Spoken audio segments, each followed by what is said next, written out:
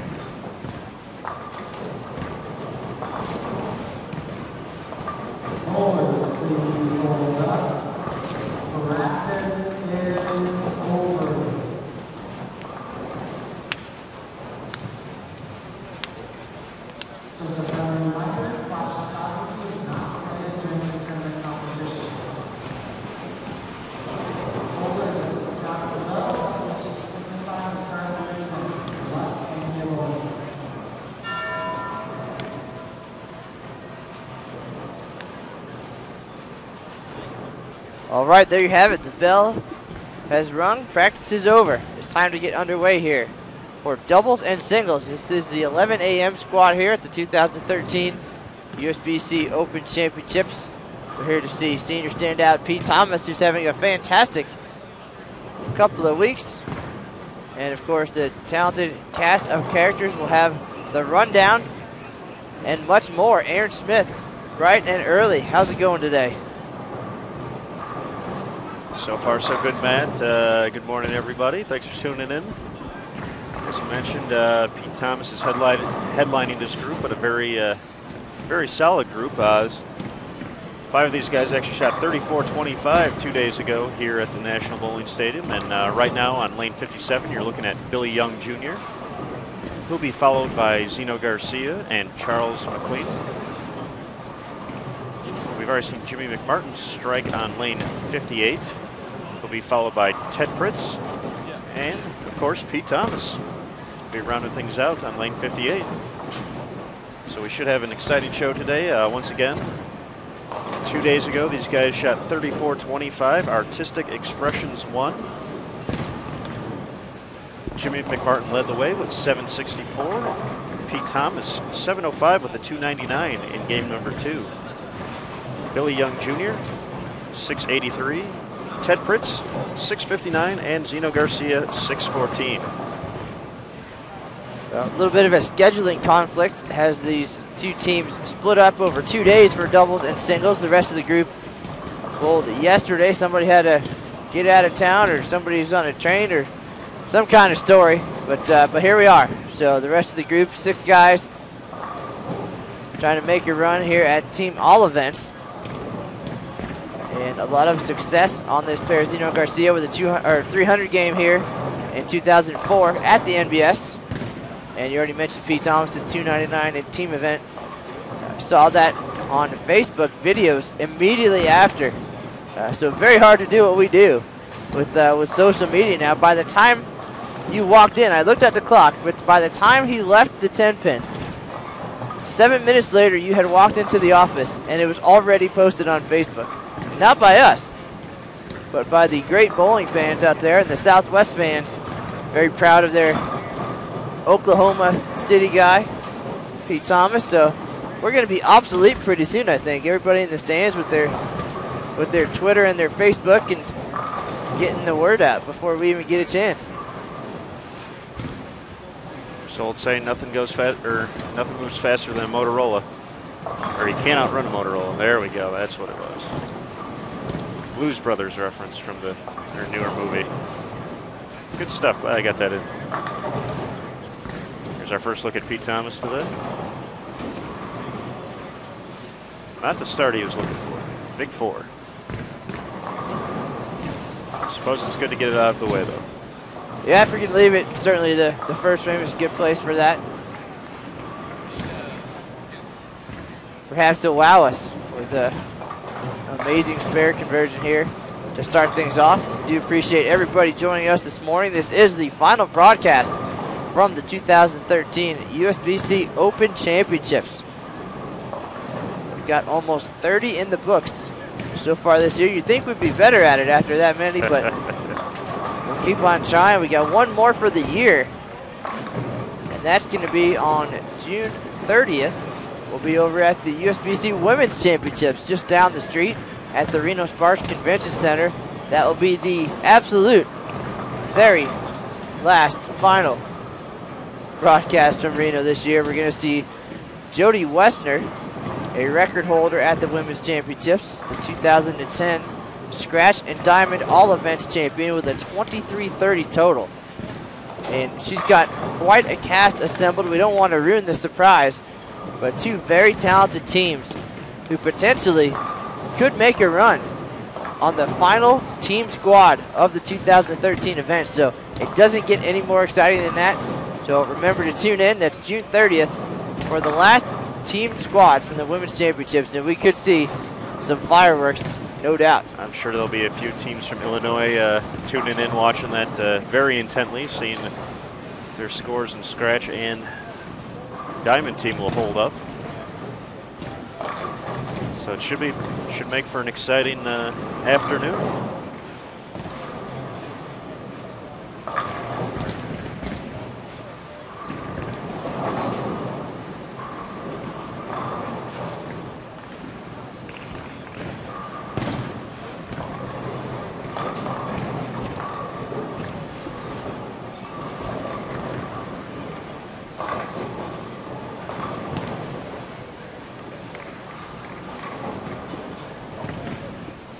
All right, just trying to get everything situated here, get a good scoreboard view. Get a good look at the pins, and we are ready to roll. 6 games underway. Doubles first, then singles here in 2013. The new format has 6 players on each pair for doubles and singles, and they bowl all 6 games on the same pair. A little bit of team strategy then is able to come into play, breaking the lanes down together. Saw Pete Thomas in practice throwing a very dull ball, trying to break down the oil towards the outside part of the lane. I believe that was the storm sink he was using during team event.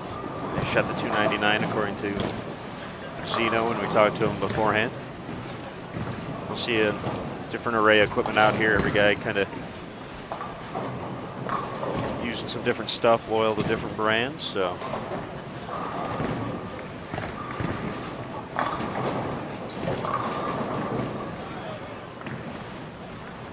Zeno said they were going to try to play as far right as they could during practice to hopefully create a little bit of spot down lane, and then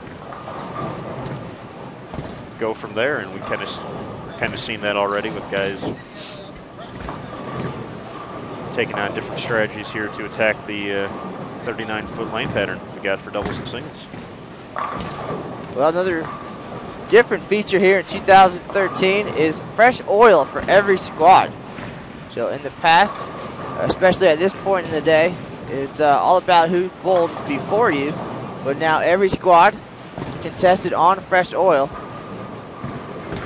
And we've seen that reflected in the double scores right now, 1440 on top of the leaderboard.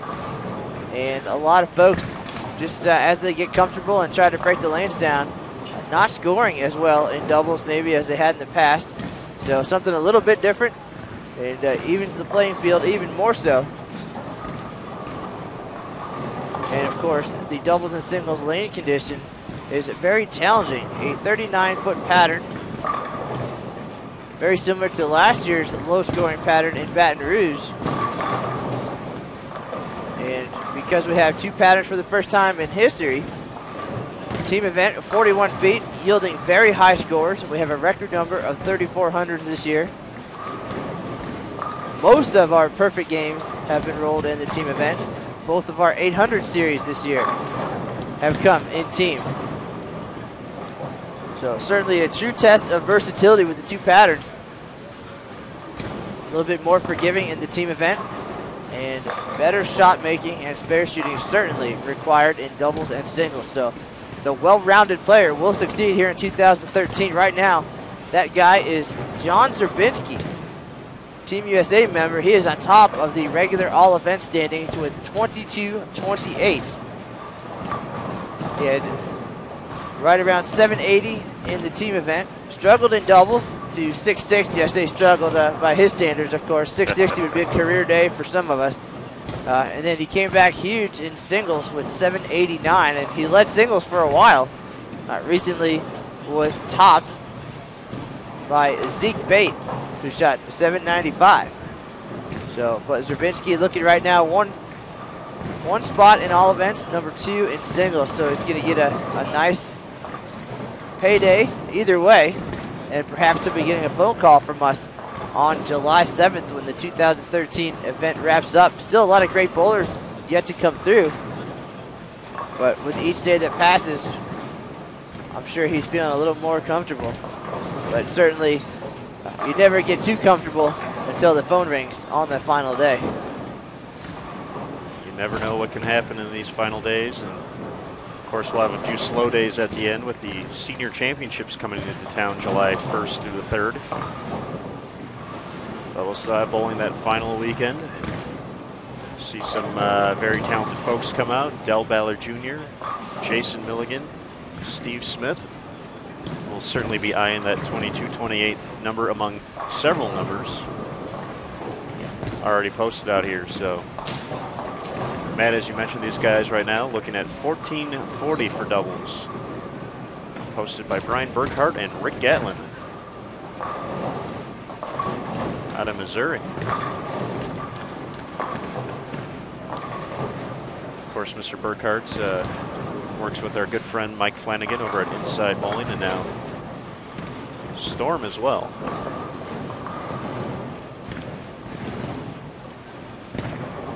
I'm sure Brian and Rick are tuned in right now, checking these guys out, see if they can make a run or not.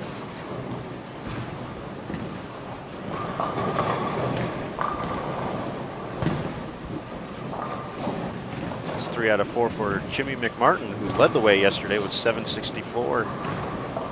Talking to Zeno, he said he was using a Storm lights out, and it appears to, at least from here, it looks like he's sticking with that to this point. Outside of a 9-pin in the third, he is perfect.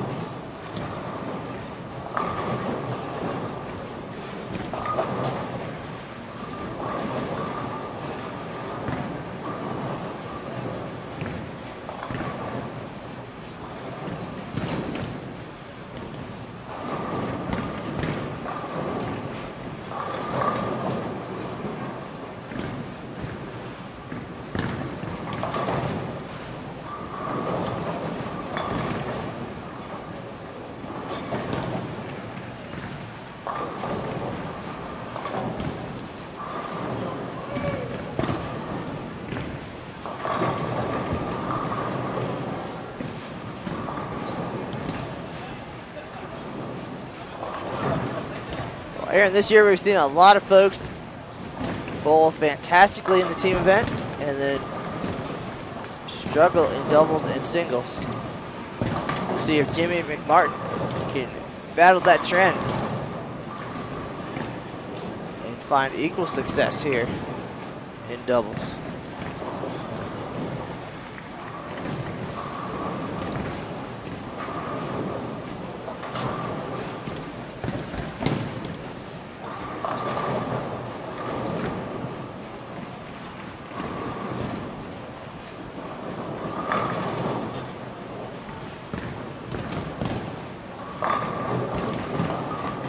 Ted Fritz, first strike on the board here in doubles. Ted's a motive guy, throwing the latest and greatest that they have to offer. We saw our buddy Jake Peters find some success on TV recently, winning his first PBA Tour title. Jake, also a motive guy. Very true.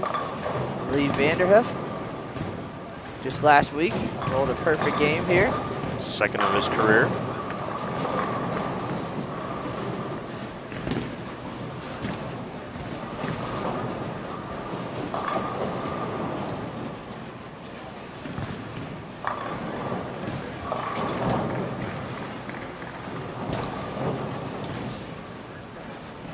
That is the third 3-6-10 for Zeno. Like he started with a roto grip disturbed with some polish on it. He said he had a high road just in case that one didn't work out.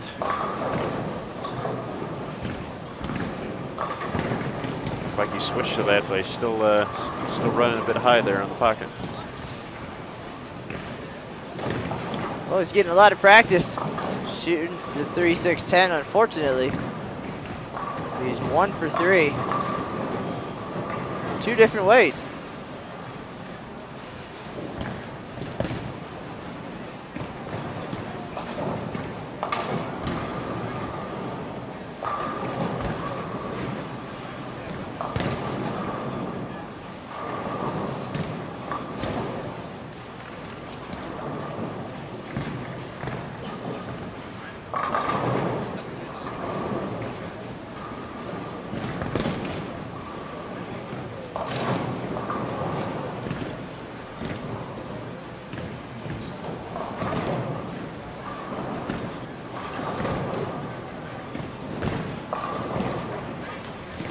A nice break for Billy Young Jr., tripping out the 4-pin. Billy is a 2-time titleist on the PBA Tour, claiming titles in 1985 and 1991.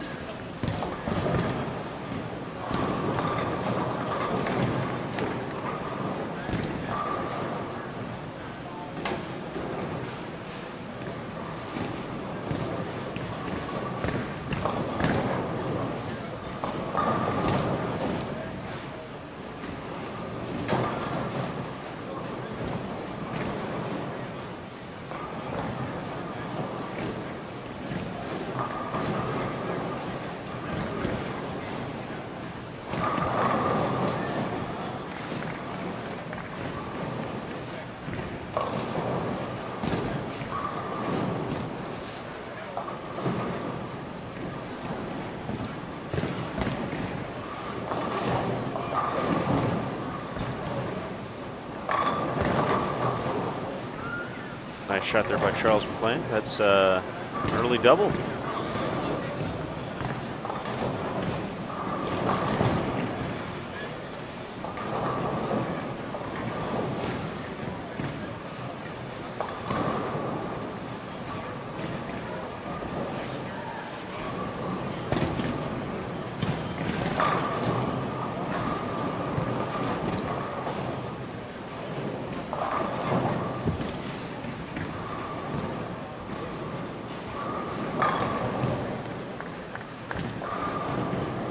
Nice shot there by Pete Thomas.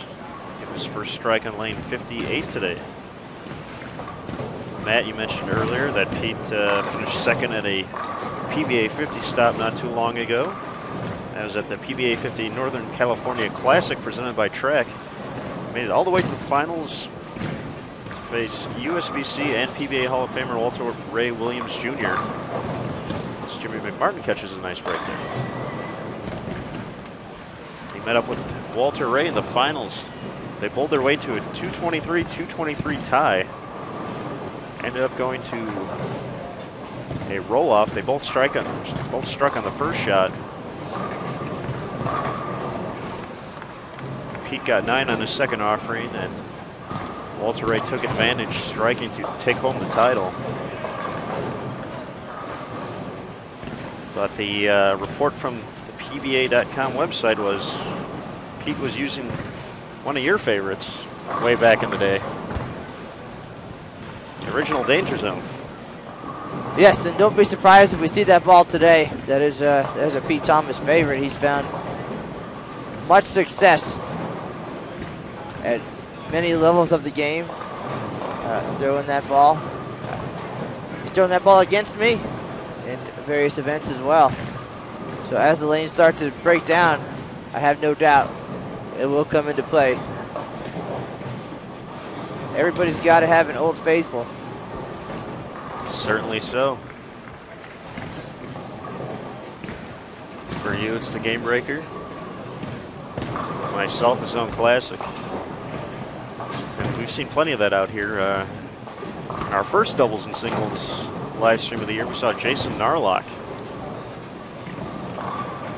go back in time and go to a ball that was about 20 years old. I believe it was an old Quantum during his singles event, and was able to make a run at perfection. 299 for, I believe, a 7-pin. Stood up on his final shot.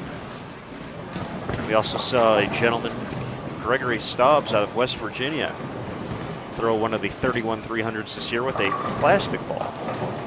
Also in singles, was having a hard time controlling the ball reaction.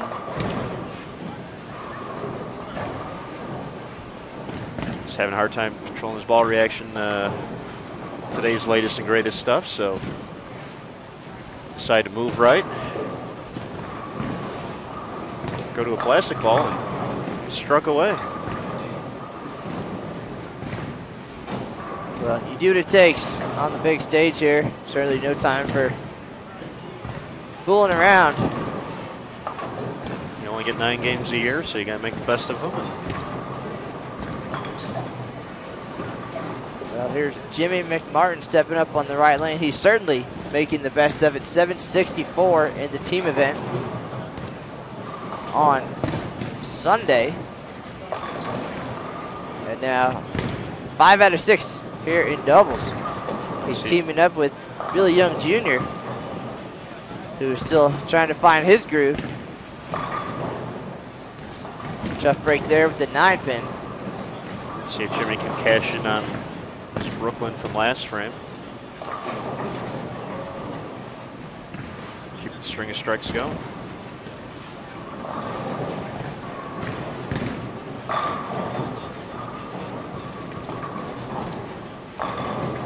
Great shot there. 6 out of 7.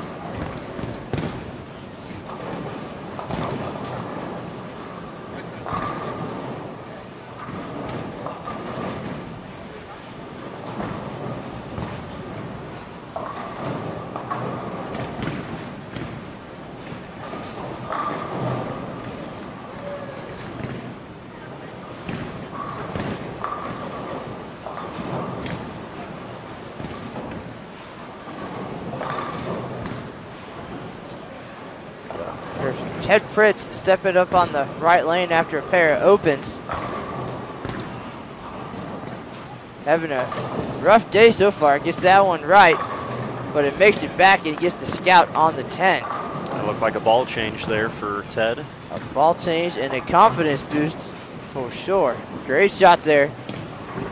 Here's Garcia on the left for a 3-bagger.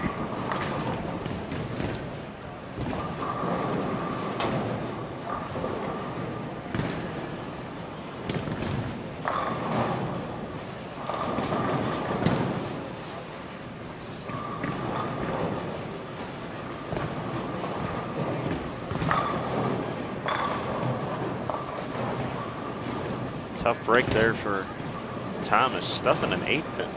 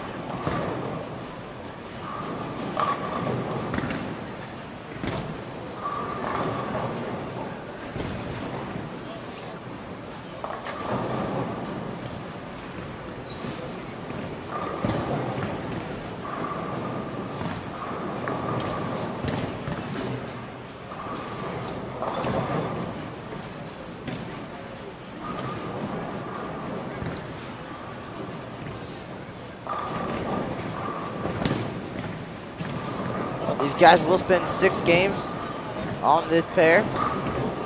So they're managing their environment, as we've talked about, very similar to the team event where 10 guys work together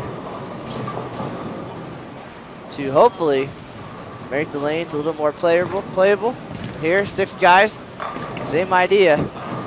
However, the lane condition for doubles and singles a little bit more challenging. On the bright side, these gentlemen had the extra day to get a few more games in. Right next door, actually just 10 lanes away to our right, behind that wall. A wall that wasn't there last time we were here, but we've separated the venue, the National Bowling Stadium, 78 lanes across the house. We're using 64 lanes for the USBC Open Championships, and then lanes 69 through 78 being used for the Storm Bowlers Journal Championships presented by USBC. The 67th year the two events have been held together, but the first time they're being held under the same roof. So not only does that give bowlers the opportunity to get loose, sharpen their skills, and earn a little bit more prize money, but this year the Bowlers Journal features the doubles and singles lane condition. So it's a chance to get some practice on the tournament condition on the very same lanes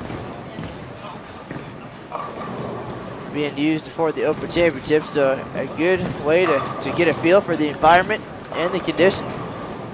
You know, these guys spent some time over there, bowled pretty well, so they have to feel good coming into doubles and singles today. Folks have certainly taken advantage of the Bowlers Journal being here on site at the National Bowling Stadium. Record numbers throughout the year. So bowlers have really enjoyed the chance to, as you've said many a time on the broadcast here, put their shoes on in the morning and literally bowl all day here, whether you're upstairs here at the 4th floor of the National Bowling Stadium or downstairs the brand new Showcase Lanes, which features 2 brand new side events this year, as well as a chance to practice on the team condition for either the Open or the Women's Championships if the ladies feel like coming over for a practice session as well. Certainly every opportunity to be ready and to succeed here in 2013. We're giving you the tools. It's just a matter of taking advantage of what's out there. We talked about Lee Vanderhoof earlier, and as I was trying to track him down to get all his paperwork filled out the next day after his 300. He was downstairs bowling the 2-game event. He said he'd be right up. Then I found him again, also downstairs bowling the 3-man Baker event. And then finally, found him at the Bowlers Journal Championships, taking advantage of that. Got everything we needed. His face and his story is on bowl.com. And he's got a few different prize checks coming his way after a pretty spectacular 2013 event.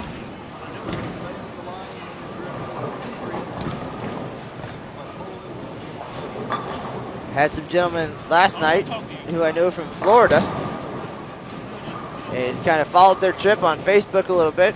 Saw, they were on their way here and they didn't even get to the hotel to check in. They came straight over here to bowl the last squad of the Bowlers Journal last night just to get some games in and get an idea of what's going on before they bowl team event this afternoon.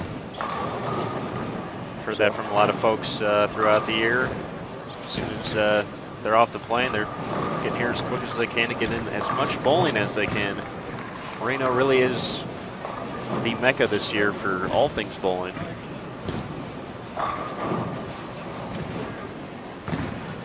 And good times indeed. Well, Jimmy McMartin seems to be having a good time. Strikes in 7 out of 8 frames here. I believe it was a stone 9-pin. That's correct.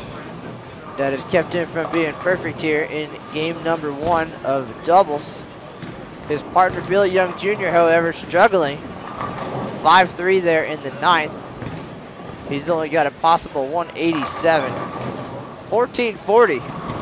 In past years, maybe didn't sound like such a big number, but on this year's doubles and singles lane condition and the fresh oil, it certainly has proven to be a spectacular score after all. And I think another of the big surprises is that we all thought that with the opportunity to bowl 6 games on the same pair of lanes and break them down to your liking, that perhaps even though double scores were down a little bit, single scores would be pretty phenomenal because you have had the chance to open up the lanes and get very comfortable in that environment, but that certainly is not the case. 795 on top of the single standings right now. 789 was up there for quite some time. And right now to make the top 10, 770-ish. So a big surprise there. Only 2 800s at this year's event, both of them coming in team. Dean Billings, 813 with the 300 game. And then our big record story of the year, Eric Espinda from Albuquerque breaks the triplicate record here at the Open Championships with 3 straight 279 games. 3 different ways on the way to an 837 series in the team event. And he made a run at all events as well. He is now 3rd at 2183. So he was able to. Aaron's shaking his head. Maybe I missed something along the way. I'll let you slide on this one. I thought it was 2184. That's right. That's why I'm the boss, sir. Win one for Canizaro. Aaron, by the way, is the one with the standings in front of him. Just didn't sound right.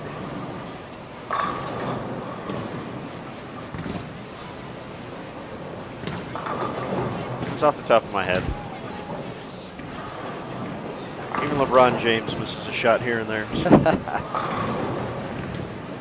Well, that's why we have teammates to pick up the pieces. So here we are.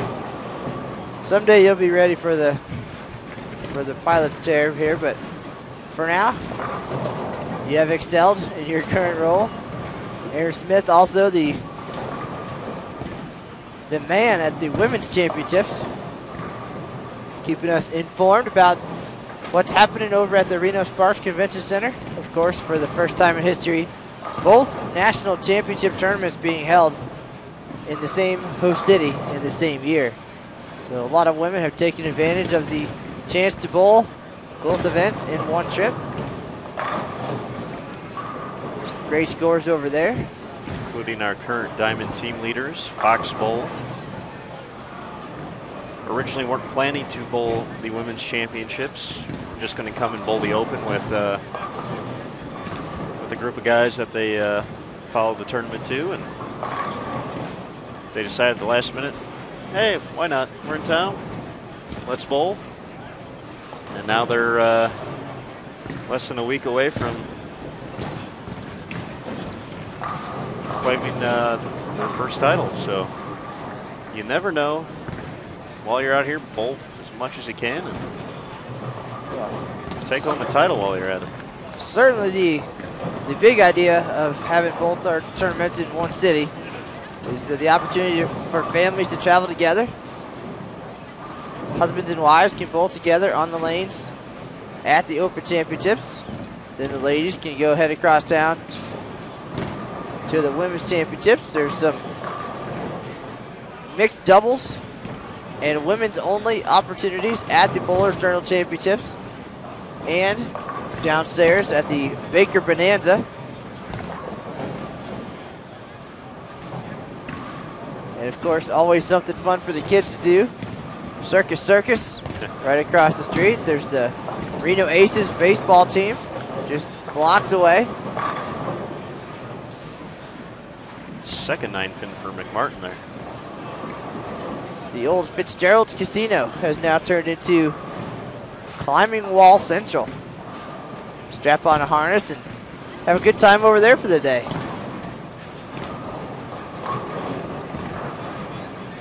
Of course, Lake Tahoe, just a short drive. San Francisco, not too far away. Hey Matt, weren't you supposed to, wasn't there a challenge issued earlier in the year between you and Mr. Matt McNeil about the climbing wall? Whatever happened with that? It did come up once or twice. I don't believe they have a harness my size over there, so I think we're safe for now.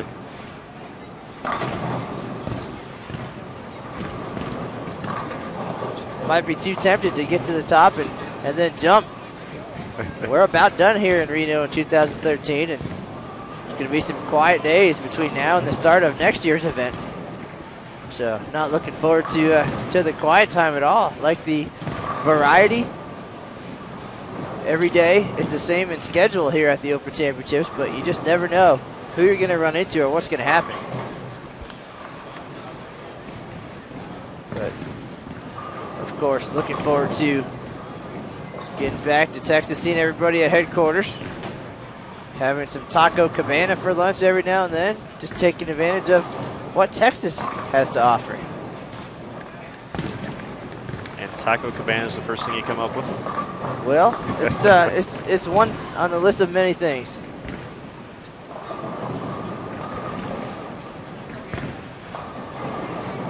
Most food related are kind of what my life revolves around, but that's your thing. It's my thing.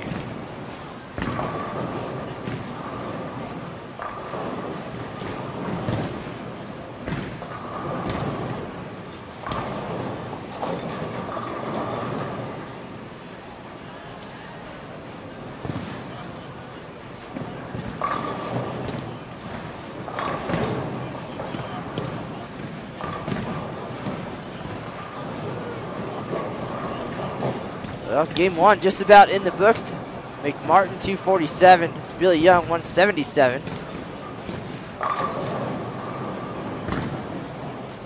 Ted Fritz 141, but Zeno Garcia trying to hold him up, working on 5 in a row here.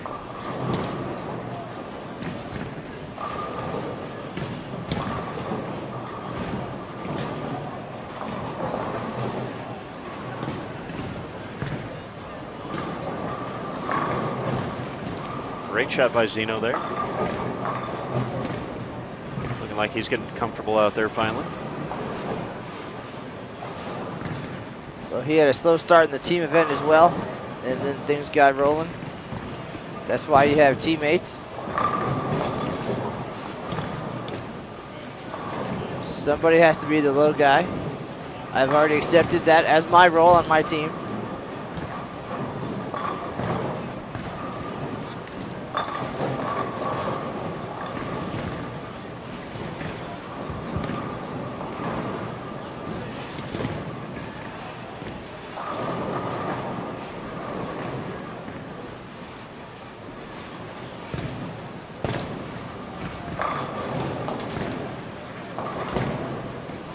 Pretty sure if Zeno doesn't leave a 3-6-10, he's going to strike.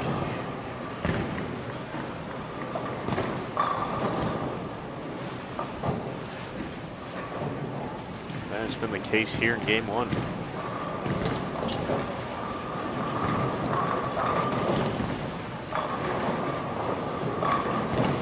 Nice finish by Pete Thomas there in the 10th to get up to 184.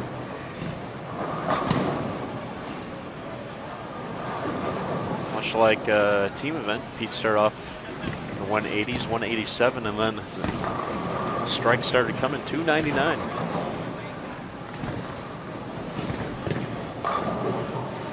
So perhaps we're in for the same kind of show here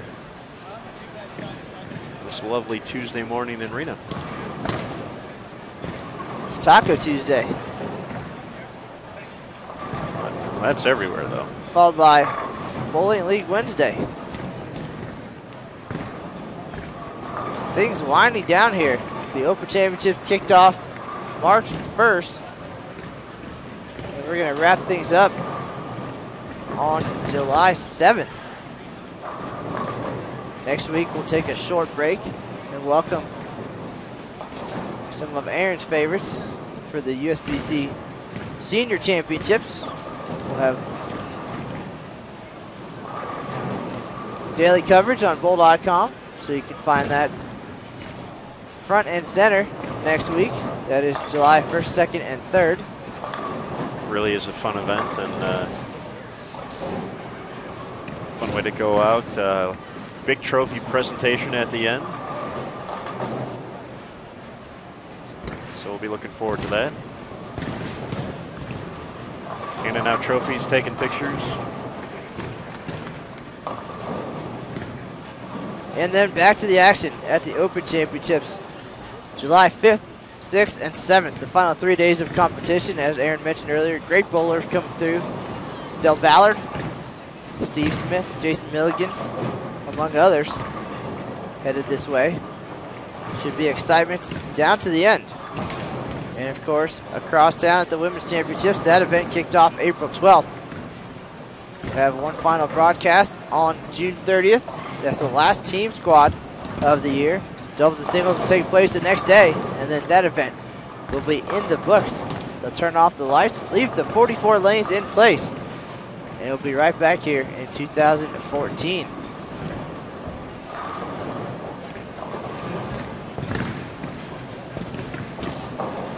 So we do appreciate everybody being here on this Tuesday afternoon. Matt Canizar and Aaron Smith live at the National Bowling Stadium. Game 1 in the books. Let's see if these guys can keep things moving here in game 2. Jimmy McMartin, 247, stepping up on the left lane to get things started. Nice break there. Lucky to leave just the 4-pin.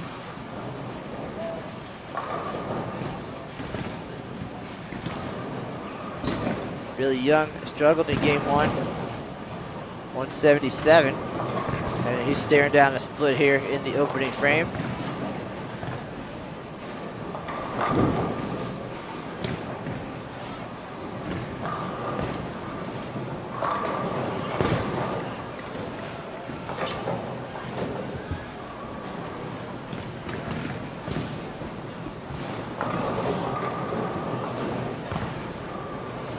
Zeno Garcia stepping up on the right, started with 236 with a pair of missed 3-6-10s in there, so that game could have been huge.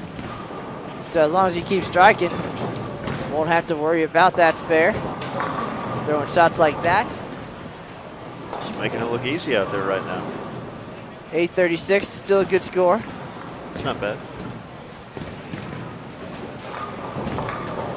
Not quite the 862 that we're looking at nearly above these lanes, hanging from the rafters by Bo Gergen, but I wouldn't mind it. Ted Fritz still struggling here. He's left some designer splits out there today. And takes 4 through the face, takes out 4 through the face to start game 2 here.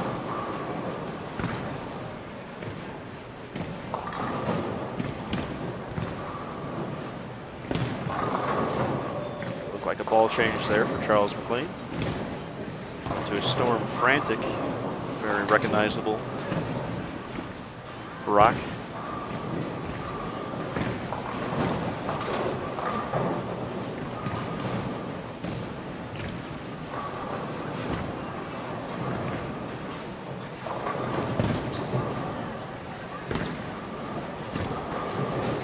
Pete Thomas stepping up on the left. 184 start. We haven't seen the danger zone yet, at least on the first ball. I believe he's been using a storm rain out there. That one held nicely.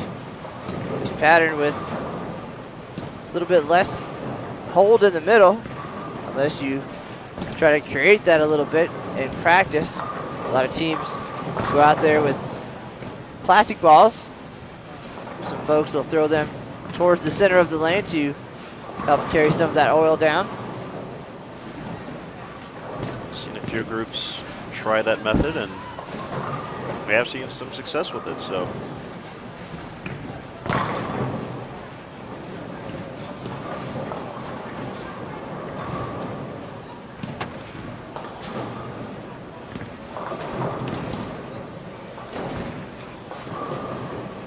Strategy, all part of the process here at the Open Championships.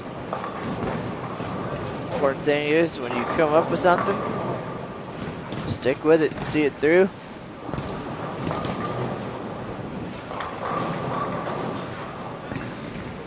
However, Ted Fritz up on the right lane. Might be time for a plan B. Nice break there, trip 4. Looked like another ball change. So he's going through the arsenal. But we've seen this before as well. Folks struggle. Very talented players struggle immensely in doubles. And wouldn't be surprised to see a 770, 780 out of him in singles. It seems to go that way sometimes. Still a long way to go here in doubles, just frame number 2 of game 2.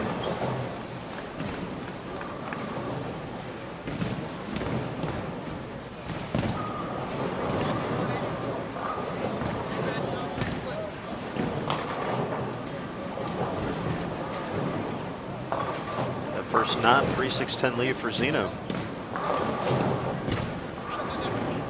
It's the 10th in stands.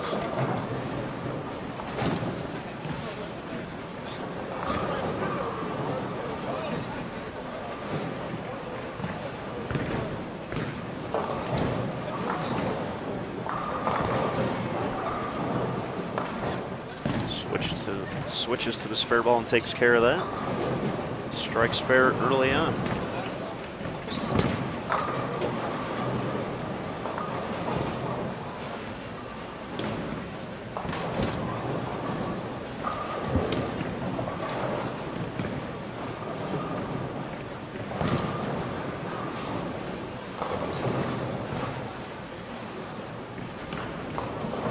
Strange hit there for Billy Young. The 7-8 on the light mixer. The very common 7-8 spare. Very common and always popular. It could be worse though, it could be the 4-5. Something I'm very familiar with.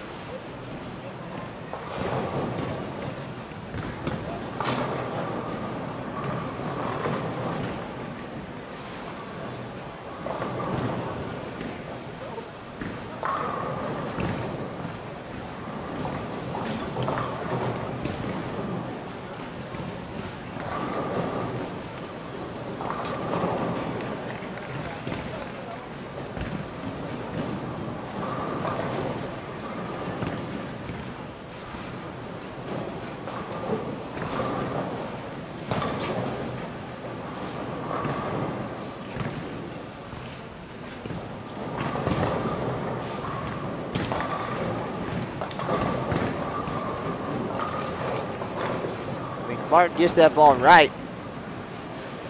Speeds it down there, never recovers. He's looking at the 210.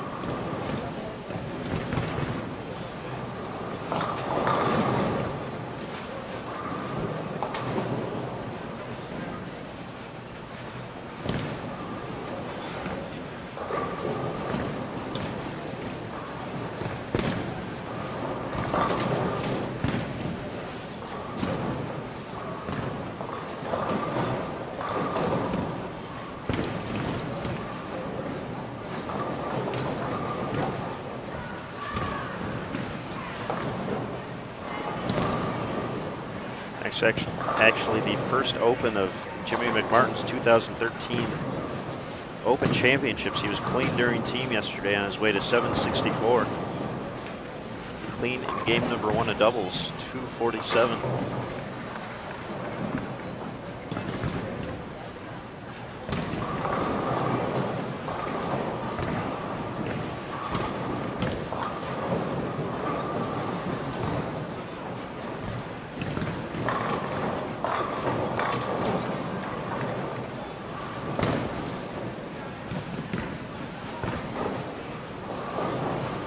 Ted Pritz on the left lane. Got a nice break on a 4-pin last frame. Dead flush there for the double. Great shot there.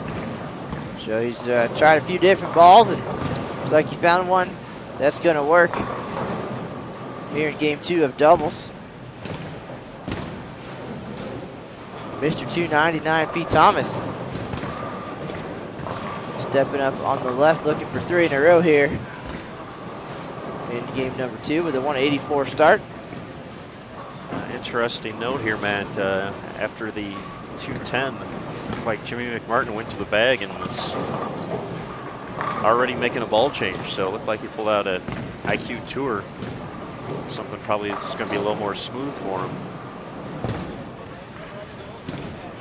We'll see if that's the move.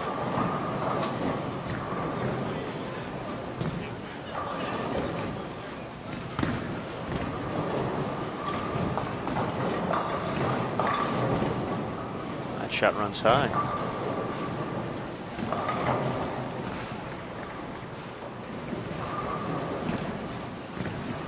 Here's Billy Young Jr. looking for his first mark here in game 2.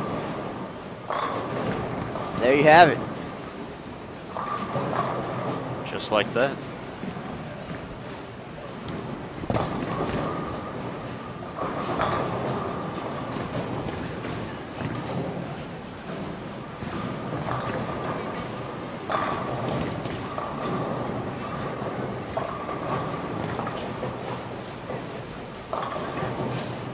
Stepping up on 57.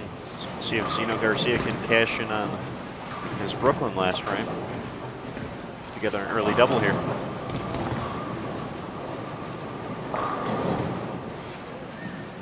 Zeno with a big move left. He is way left to be this early in doubles.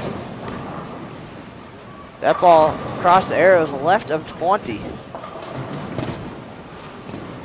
We saw early in the year John Janowitz, by the time he was done with his 6 games, he was lofting the left gutter on his way to a nice single set, and at the time, the all events lead.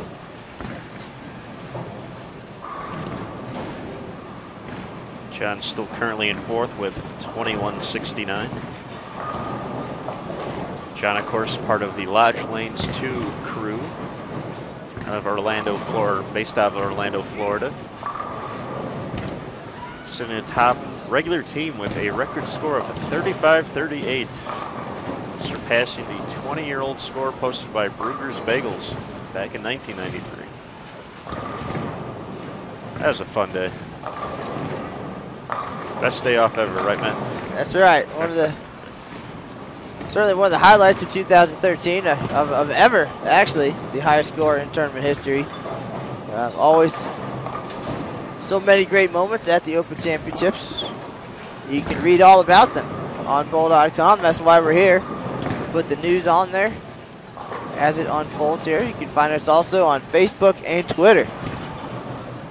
So you'll never miss a moment of the action here in Reno.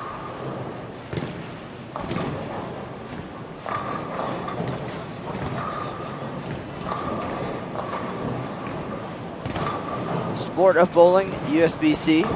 Matt Cannizzaro, USBC.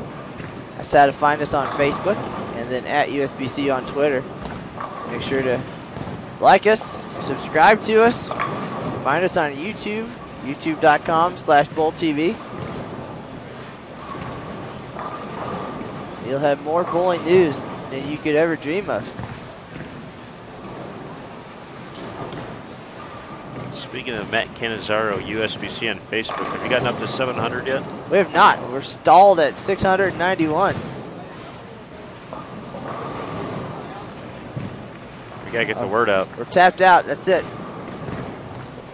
We've tricked that many people into caring about what we're doing here behind the scenes, and I think we're stuck. Tapped out. We should get a billboard in Reno.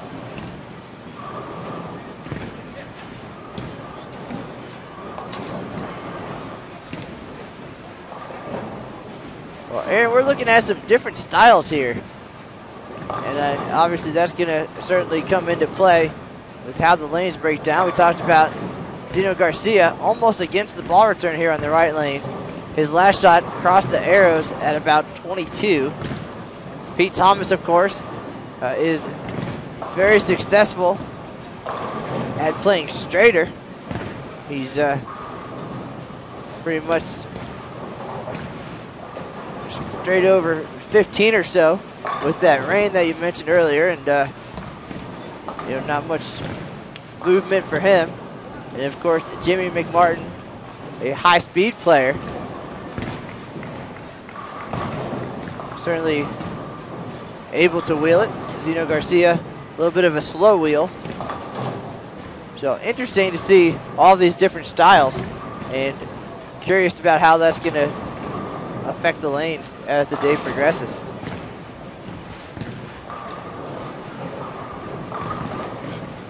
As you mentioned earlier, we've seen a variety of different looks here on the doubles and singles pattern. We've seen some folks come out of the gates firing with big scores in the first two games of doubles before falling off in game 3.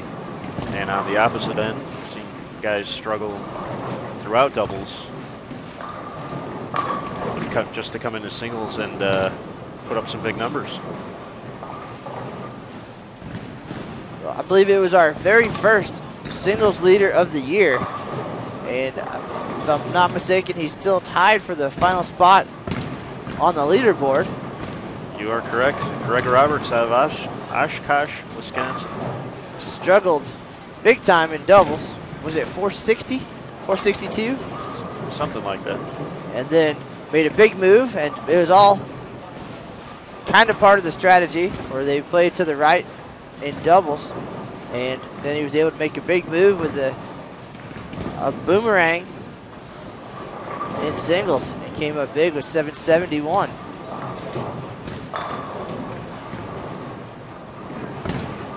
Sometimes those extremes happen. We also saw it last year in Baton Rouge. Young man shot 480 in doubles and then came back with 780 in singles. But at the time, we flipped pairs between the two events. Nice break there for Pete Thomas. That ball kind of just skated down the lane and hit the pocket, almost left the 710. Lucky to have just the 10-pin standing. But it almost didn't look like that ball turned over. It just kind of skated right into the hole.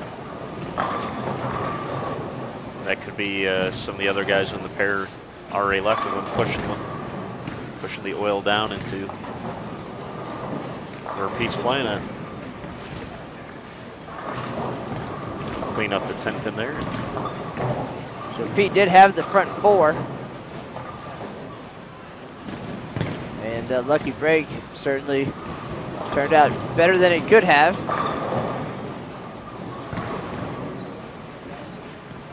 We have seen a lot of pocket 710s throughout the course of the year, not only on our live stream, but just hearing about it from folks afterwards. Very talented group who was in not too long ago, Fox Bowl out of Wheaton, Illinois. Ended up moving into the top 10 in regular team with a 34-43 effort, I believe. But I heard later on that I think it was either 5 or 6 pocket 710s along the way to get to that number. So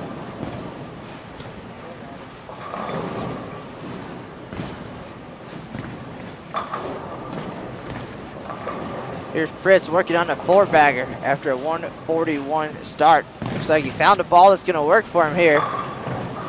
Not a doubt there for 5 in a row. Ted's also left of 4th arrow already. Yeah, these guys, I can imagine we're going to see. Wouldn't be surprised to see them loft in the gutter by the end of the day.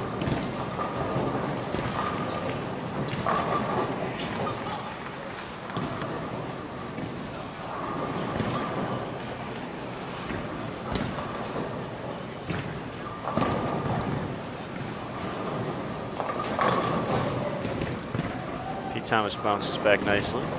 All 10 in the pit.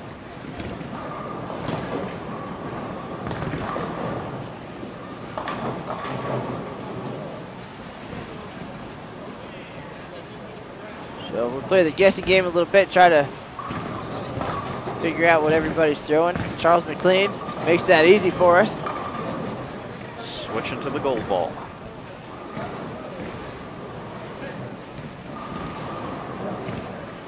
Well, there's someone on the pair to our left. I don't know if anyone's caught it, but there's a guy throwing an old Quantum Helix, the black and gold variety.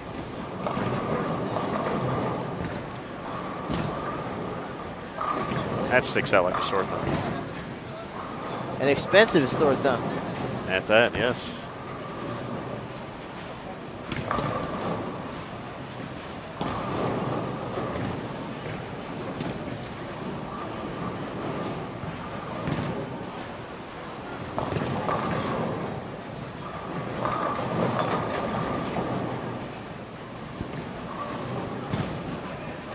You can see frustration setting in for Billy Young Jr. as he leaves the 4-pin on lane 58. This is one of our few broadcasts where we've actually been right of lane 40. It's just, it's all random draw, so we go where the bowlers go. And this time, we are behind lanes 57 and 58 here at the National Bowling Stadium. This is the 2013 USBC Open Championships. This year we're using lanes 1 through 64 at the 78 lane NBS for the main event. So you're saying we're not in the way?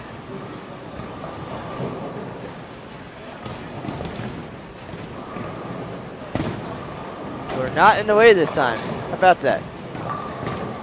I want to say this is only our third broadcast that's fallen out of those pairs. Our very first one of the year, the Legend of Dung Ho, I believe it was on 9 and 10. Way, way far away from us.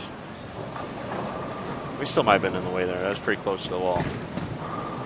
And then not too far away from where we're at right now, we watched Henry Teets defend his singles title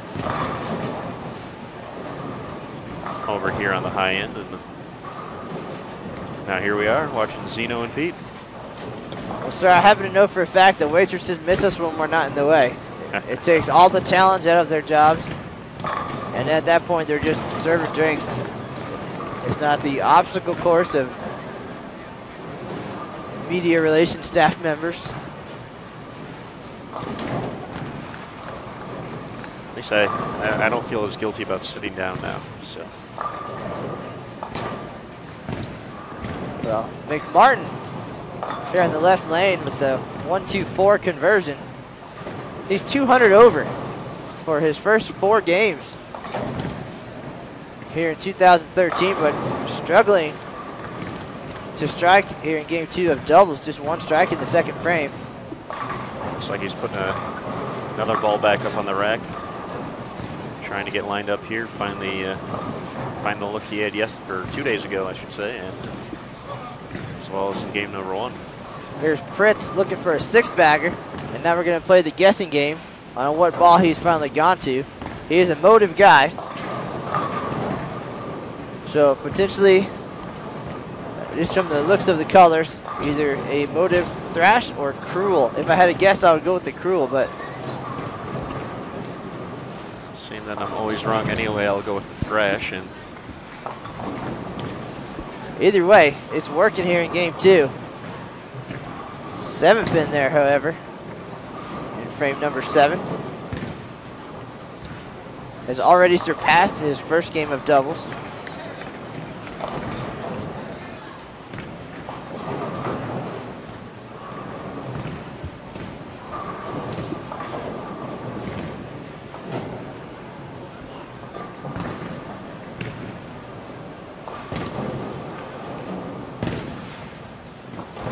McMartin getting all of his spare practice in one game. Threw a lot of strikes in a team event. And then shot 240. First game of doubles. As Aaron said, a ball change. He moved in as well there. And another 9-pin. So he's throwing it so well. That's that 9-pin is just third one, just laughing at him today. But an easy spare nonetheless. He's got to be happy to find the pocket though after struggling a few frames there. False start on the offense, Pete Thomas. 5-yard penalty, repeat the down. It's Bruce Perez, former check-in staff member. Watching Mr. Thomas, taking notes.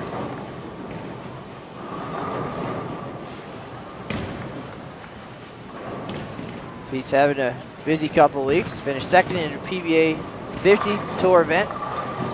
And then came here and shot 299 in team. Nice break there, gets the 4 to go. Looks like he slowed his speed down a little bit there, but that ball still pretty much dead straight on line to the pocket. Very direct angle for Pete.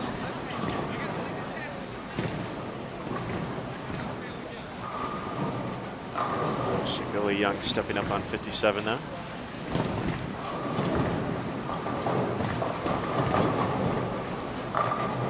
It's like somebody nailed down the 9-pin on both of these lanes. Or at least when the first bowler is up. Young and McMartin are bowling doubles together here.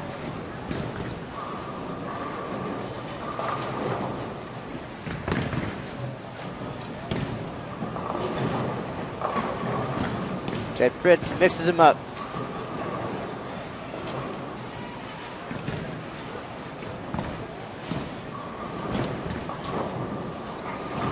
So that's what you're supposed to do after shooting 140 your first game of doubles. I didn't get the memo. I think I stayed clean for 190.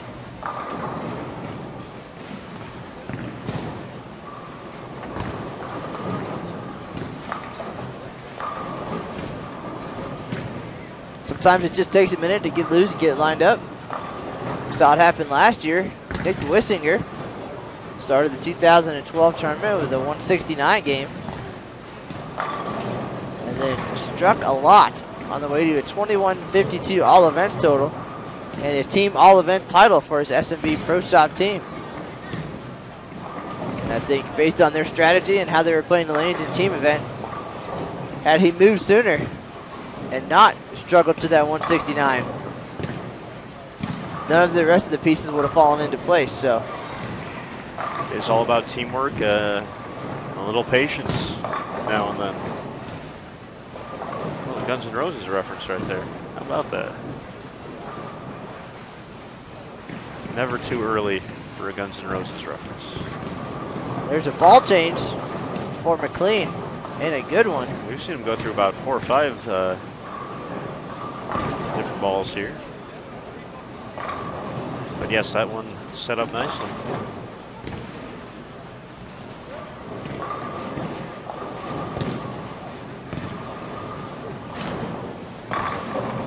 Billy Young getting in on the action. Big strike in the 9th frame, setting the foundation here.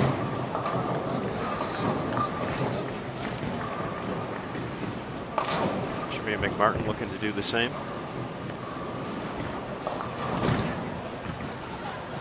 Trying to salvage this game here.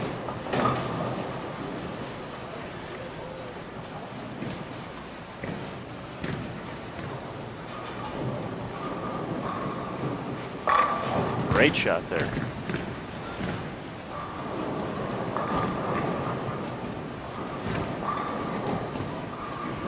The big 10th frame for Jimmy. He only loses 1 pin on plus.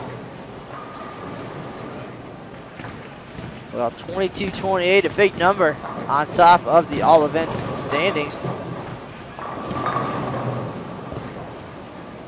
That is plus 428 for those of you counting at home.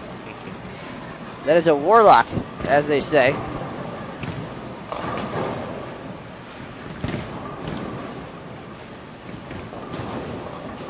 Someday you'll have to tell me who they is.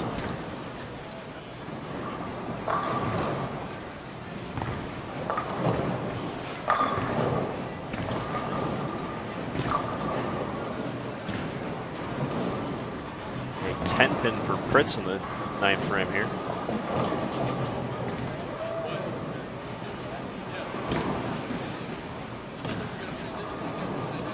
We got a busy Tuesday afternoon. Got the phone blowing up with the text, instant messenger, everybody at work tuning in. Of course, Facebook, Twitter, and our chat room here on the broadcast. So thank you everybody for the questions, messages, and for tuning in today. This is Matt Canizaro and Aaron Smith, our final live stream broadcast from the 2013 USBC Open Championships.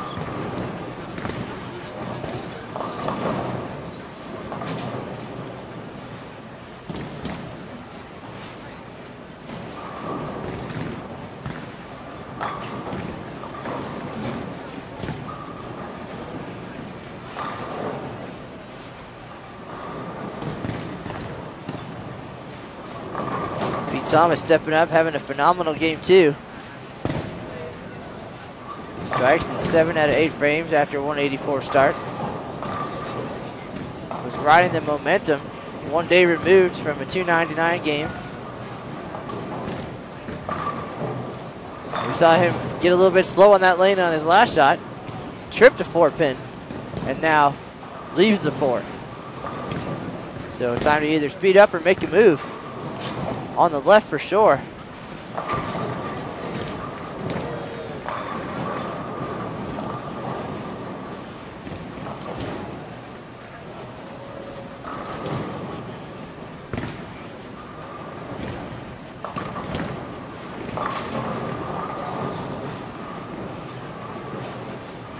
Martin runs high there, leaving the 3-6.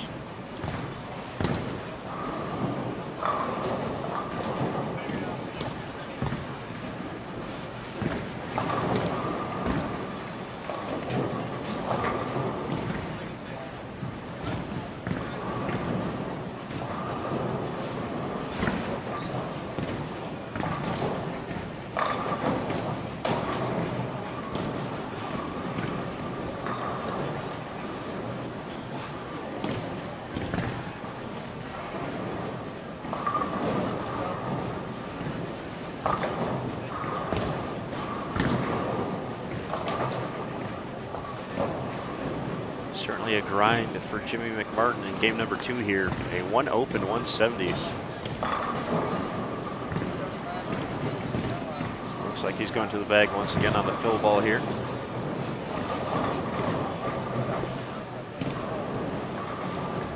Well, you're only allowed to bring 8 balls to the Open Championships.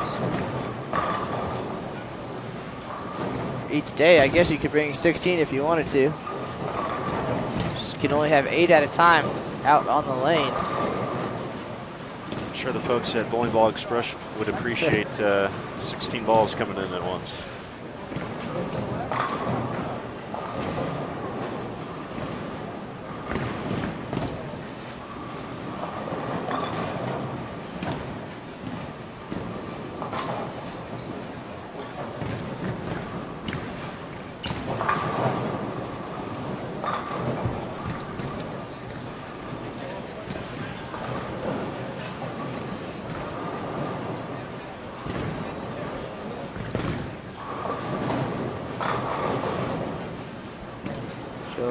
Martin falters here in game 2, 176.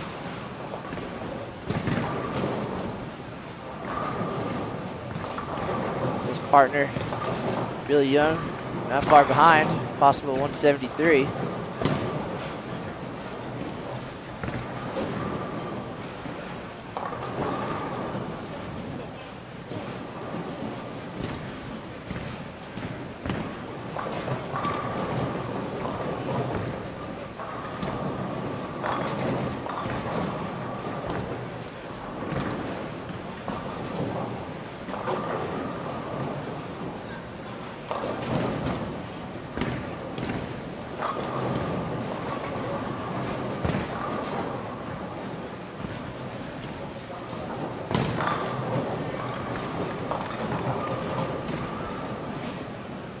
Big oops there from Fritz, but on a strike, so not too much damage with that 5 count.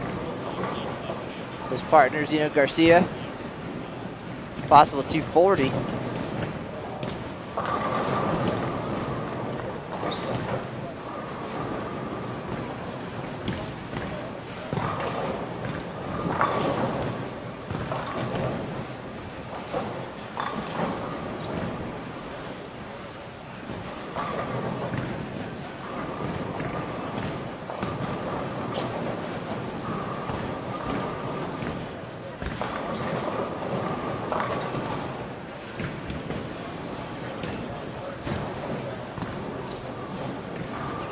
Tough break for Zeno there, running just a tad high. I believe in the 410.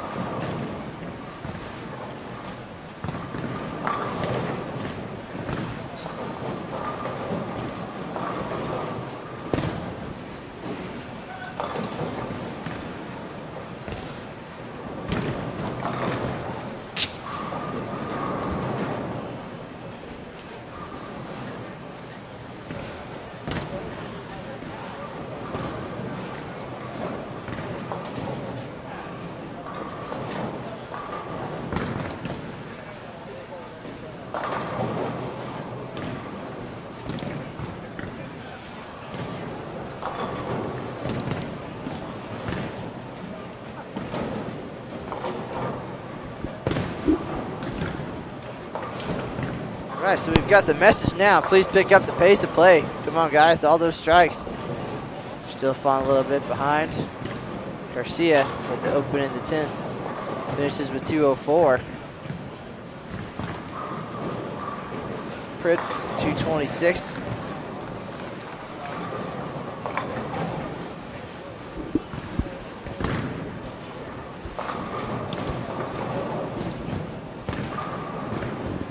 Not a bad 2-game effort for those two. Could have been worse, could have been better. So, looks like they're both lined up, looking for a big finish. Pete Thomas finishes strong for 257.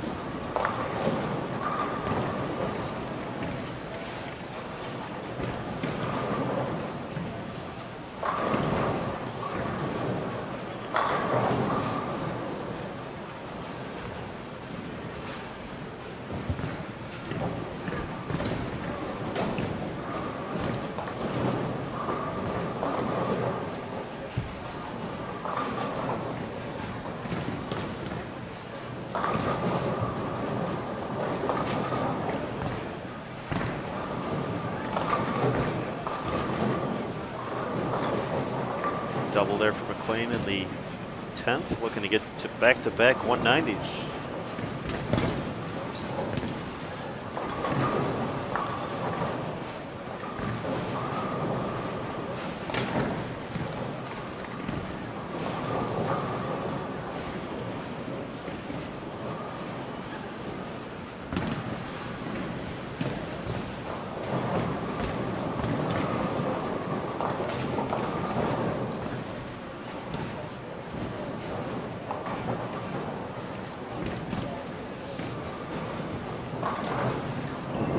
There it is, game 2 in the books. 820 for Pete Thomas and Charles McLean. It's like 807 for Pritz and Garcia. And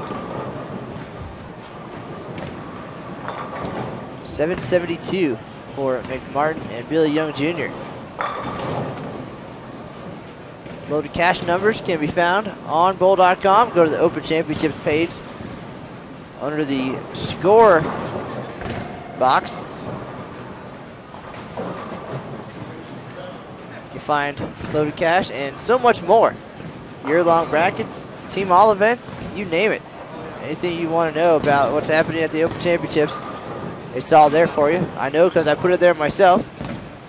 Aaron knows because he double checks my work.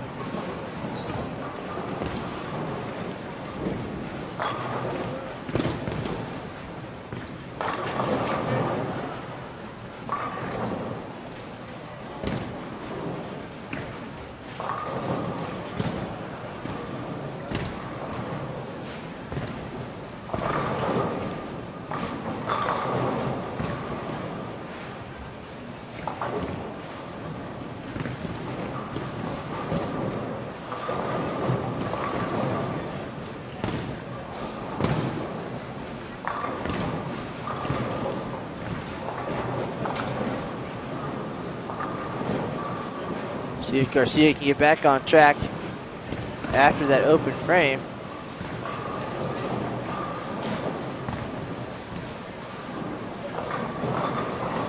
He's able to mix them all out. Starts off game 3 with a strike.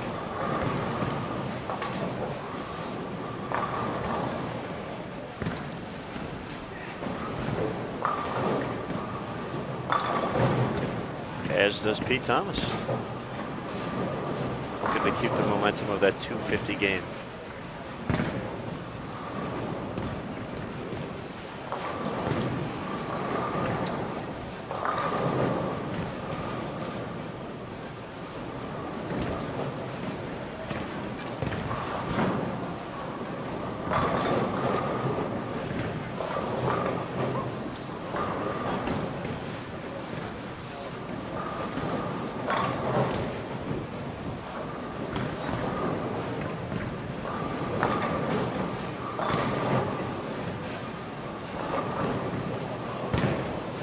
Nice break there for McLean. Lucky to leave just a 10 pin.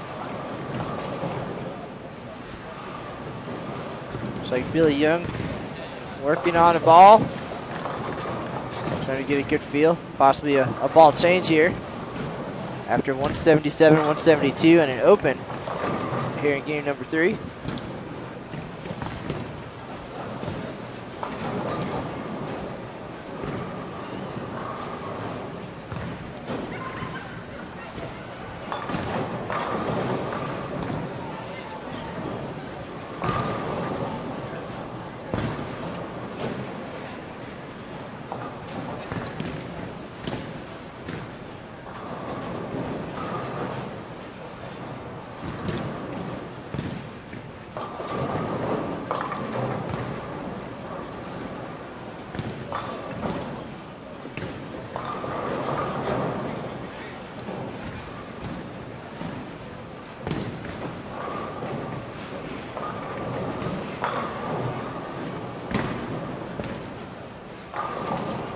Solid shot by McMartin there. 10 pin does not cooperate.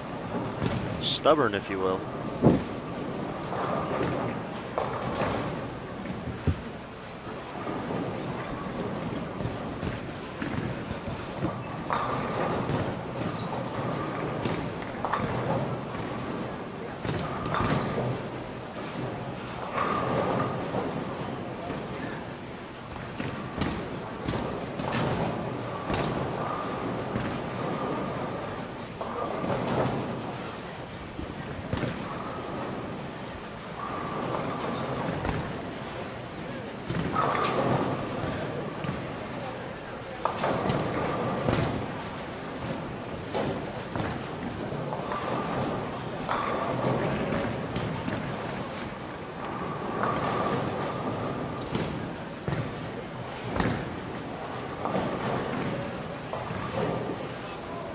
Light 4 pin for Garcia. Ted Pritz stepping up.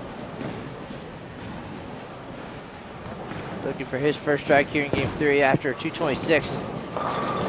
Comeback. Player of the day so far.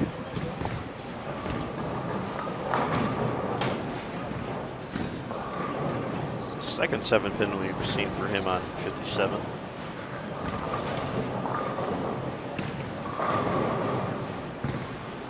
Last year, Ted led the way for Artistic Expressions 1.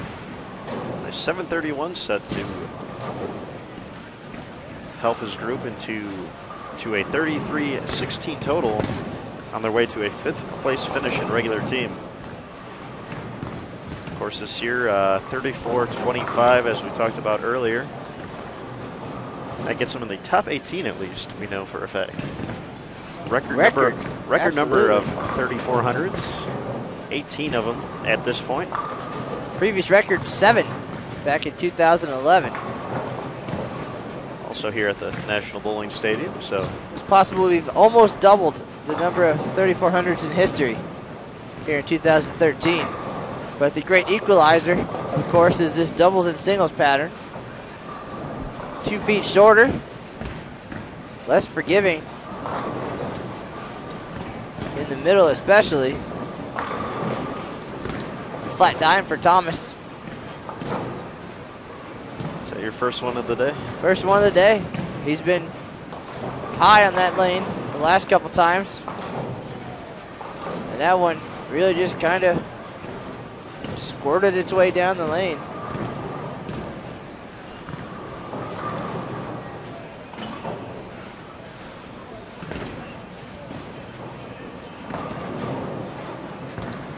Cleans it up. Still haven't seen that danger zone we've heard so much about yet.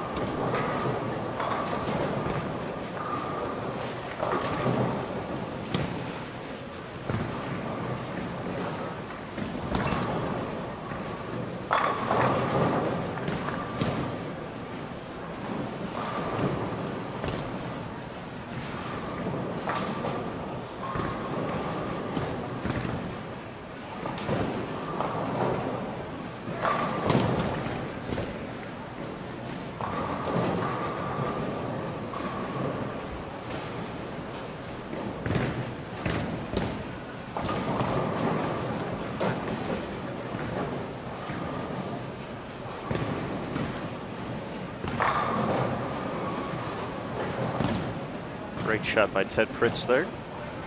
First strike of game 3.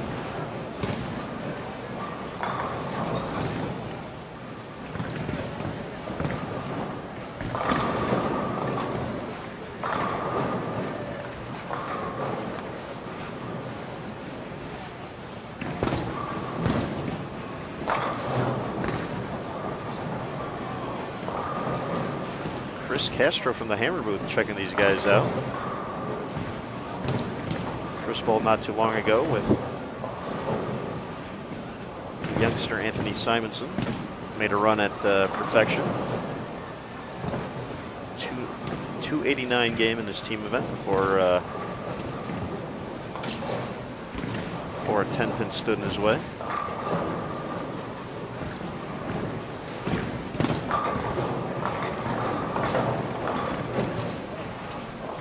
Zeno trips out to 7-10 with authority. Well, Aaron, we've now hit the big time. Ronnie Horton checking in from, what is it, Christiansburg, Virginia? I believe so.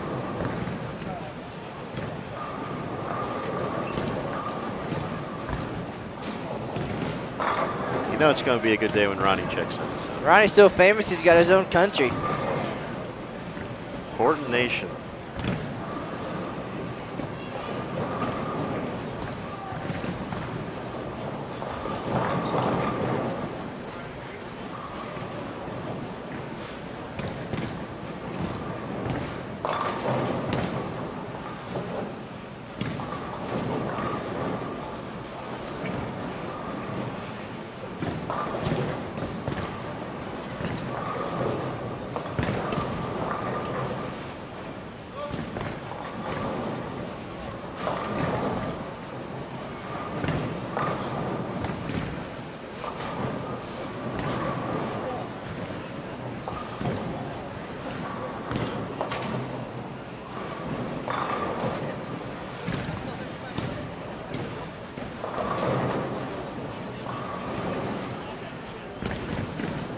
Billy Young Jr. still strikeless here in game 3. Not having a fun day. Here in doubles and singles, Billy had 683 in the team event 2 days ago, 34-25 team total. But another day, another pattern, and things not going well, but strike on the board there. See if his partner, McMartin, can double up here.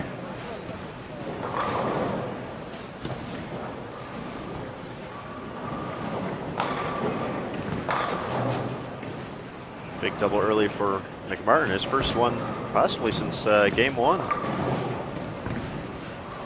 Grinded out a 176 with 1 open in game 2. A few tough spare conversions along the way.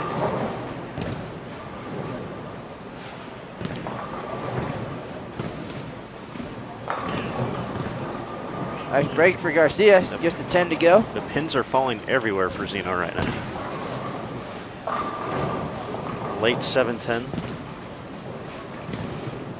57, and the 10-pin falls late on 58. Good, clean living.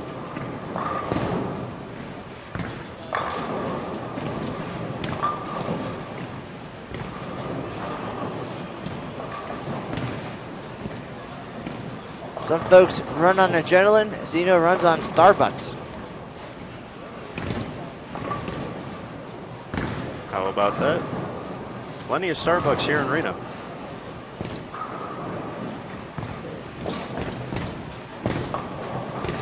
No Dunkin' Donuts, though. I find that disappointing. But you do have right by the house where you can get donuts and egg foo young, and is it the Donut and Noodle House or something? A little bit of everything here. You never know. And there's a great little plaza. It's got everything. Subway, the Flowing Tide.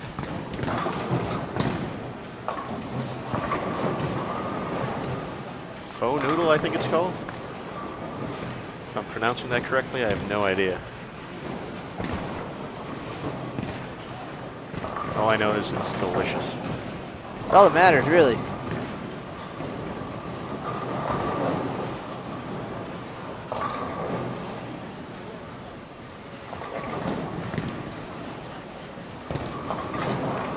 One of the very few errant shots we've seen from Pete Thomas today. Going through the nose, lucky just to leave the 10-pin. 57. Continuing to give him some struggles here.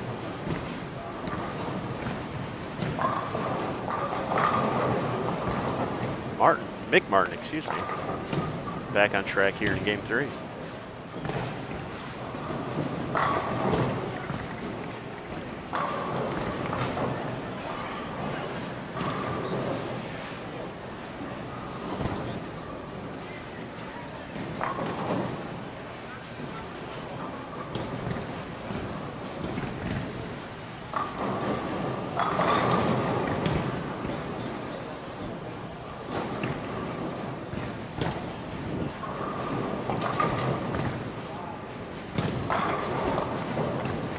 A little bit of a roller coaster here in doubles today.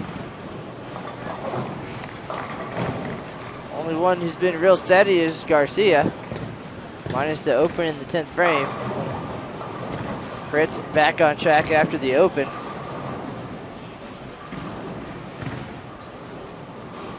Struggles continue for Billy Young Jr.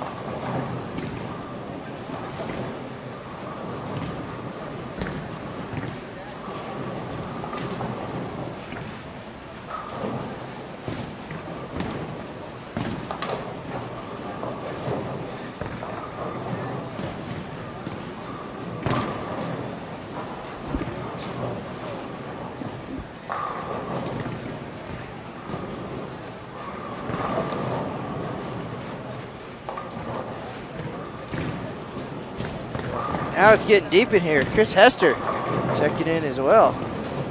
If it wasn't for those two guys, I don't know if we'd ever have any viewers. There's Wendy Clem giving a VIP tour here. VIP program very popular these first 2 years at the Open Championships. Your chance to earn some perks, get behind the scenes, see how things work. Enjoy some great discounts.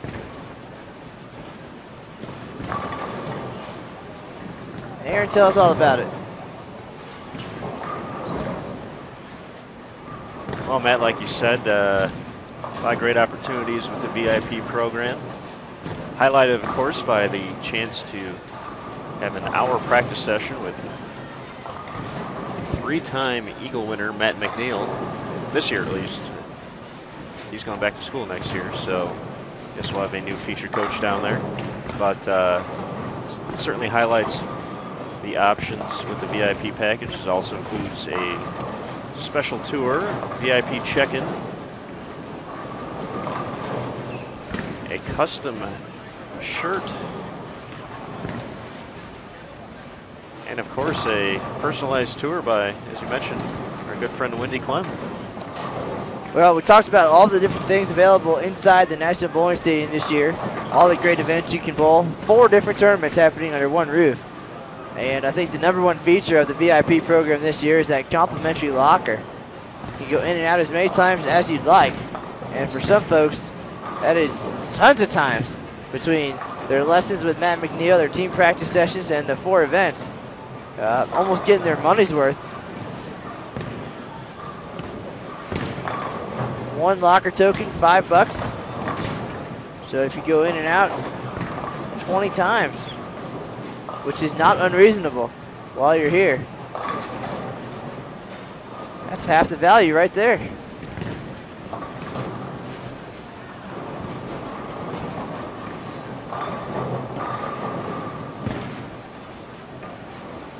Those lockers can be found right outside the squad room area in the atrium.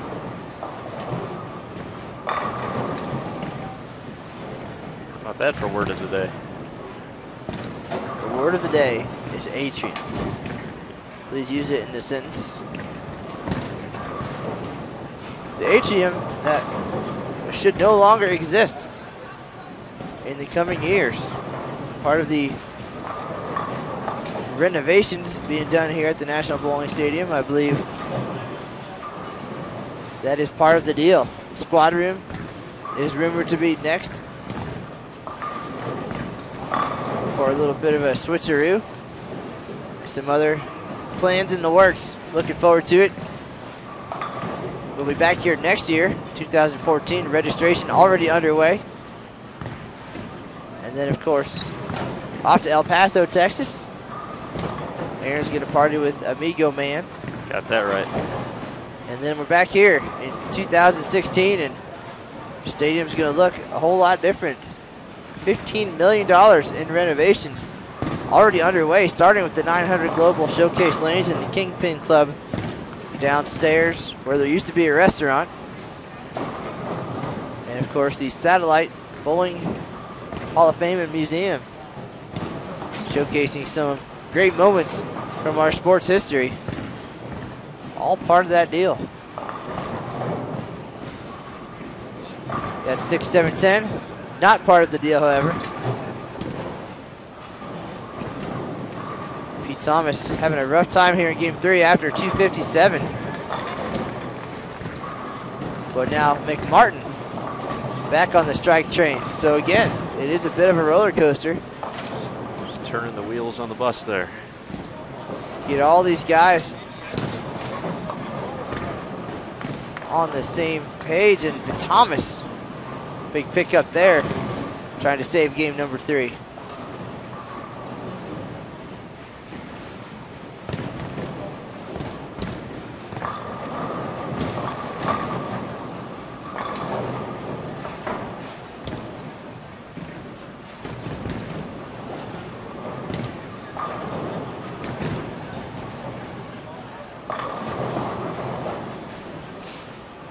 There's a double for Billy Young.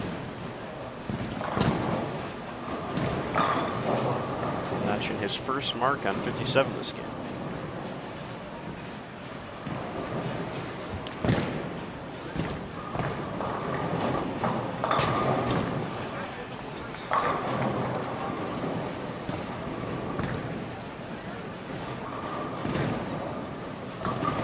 All right, so Chris Hester has volunteered to be our featured coach next year on the Showcase Lanes. Chris, go ahead and finalize that USBC Silver certification.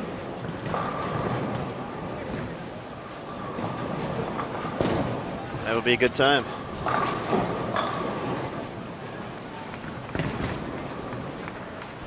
You guys had fun out here. Certainly, if you want to see what Chris Hester brings to the table, you can check out youtube.com/BowlTV. Our last live stream broadcast from the Open Championships, the team event. We tuned in to see PBA champions Mike Wolf and Kurt Pilon. Chris Hester, the lone left-hander on that pair. And the very next night, member of that group, Zeke Bate, took the singles lead here at the Open Championships with 795. The 10th frame wasn't the prettiest, but at the moment, he is on top of the standings with only a few days remaining. Certainly sweating that out. Very talented group. Chris Hester, smooth rolling left-hander. Come on down.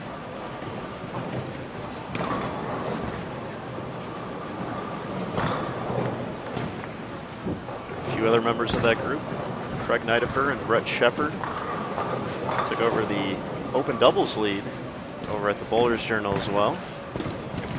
Craig had said that was his 7th time bowling already. 7th time was the charm. 1474, I believe, was their number, surpassing Ryan Himmler and Henry Dawson by 10 pins. How about that?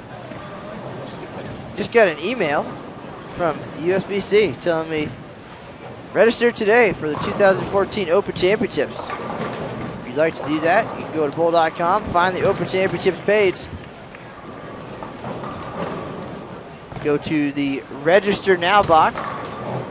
Online registration is quick and easy. You have the opportunity to pay online with a credit card. Some great incentives. If you pay in full by July 1st, every member of your team will get $20 in championships cash upon check-in in 2014. That can be used at Brackets, Bowling Ball Express, the USBC Sports Store, you name it. 20 bucks free just for paying early.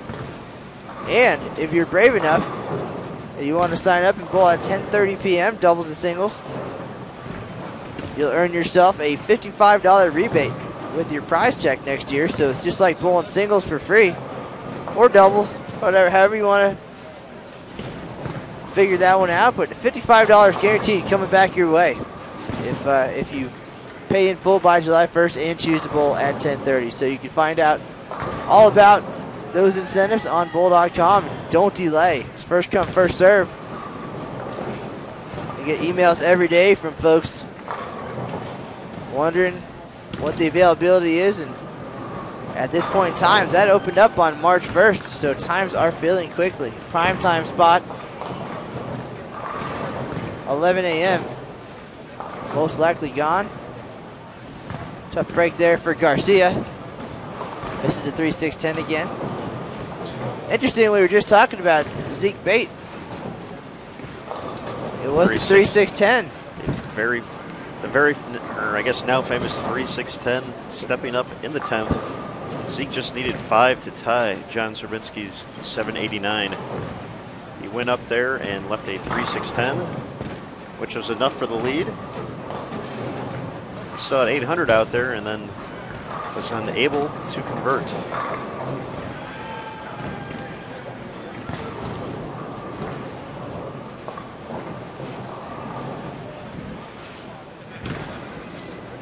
That left him at 795, and as you said, sweating out the last few weeks here at the Open Championships.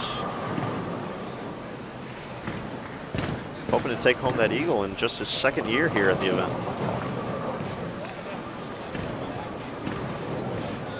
Well, we've seen it won on day 1, and we've seen it won on the final day. So until he's hearing the March Out song ringtone that he's downloaded on his cell phone on July 7th, he's going to keep on sweating. Great performance, though. Clutch performance. Now it's just a waiting game.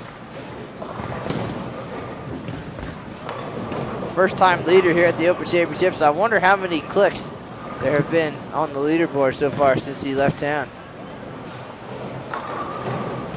Could imagine it's an everyday occurrence several many times.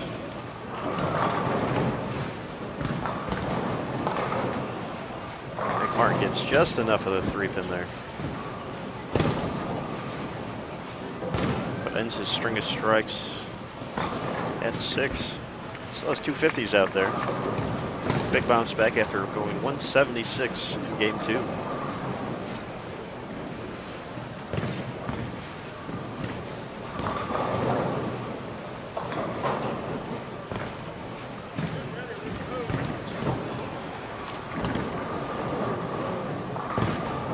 We're nearing the halfway point of today's broadcast. This is Matt Canizaro and Aaron Smith live at the 2013 USBC Open Championships.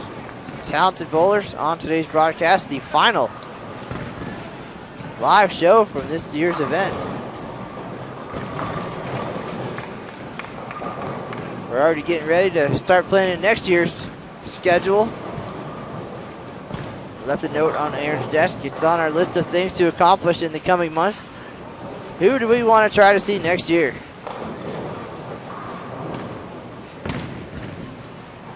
As always, you can leave your suggestions at Matt Canizaro's Facebook page, Matt Canizaro/USBC.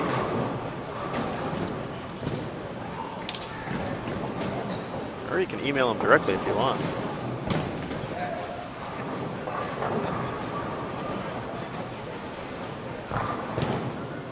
Feel free to take everything under consideration. We certainly want the folks at home to be entertained. Not by us. Certainly not by us.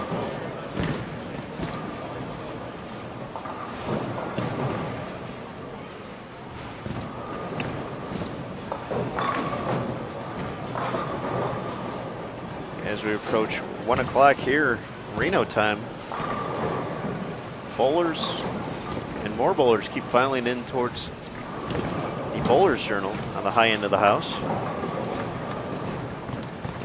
Looks like they'll have a full squad there for 1 p.m.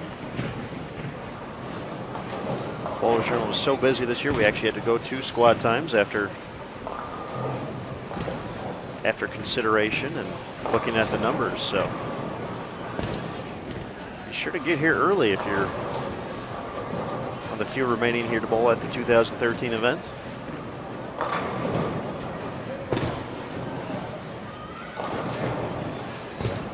And you'll know for 2014 as well, Bowlers Journal will still be on the high side of the house.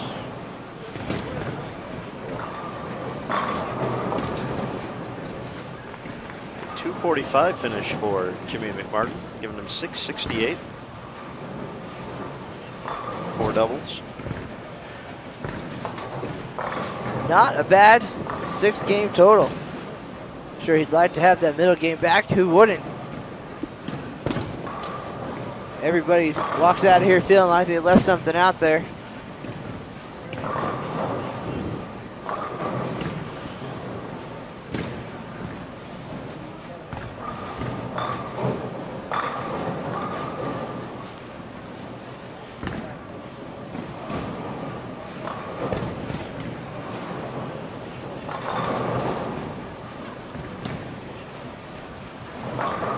Quick math, Jimmy McMartin, 764 in teams, 668 in doubles.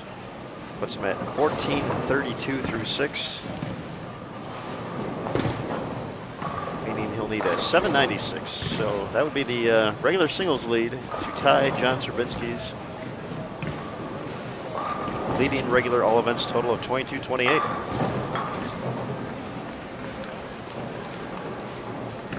Certainly putting a dent in that 22-28 total. And just about on pace with Mr. Zabinski. Of course, it's going to take 800 here in singles. But we've seen it. It's possible.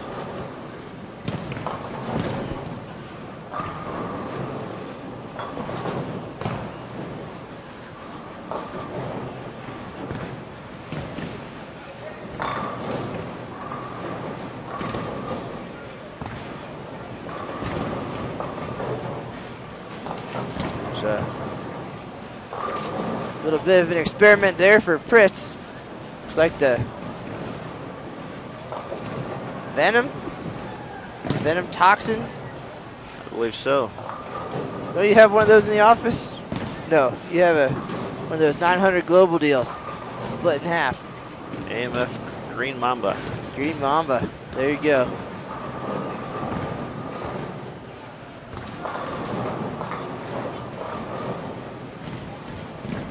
Certainly very colorful, recognizable.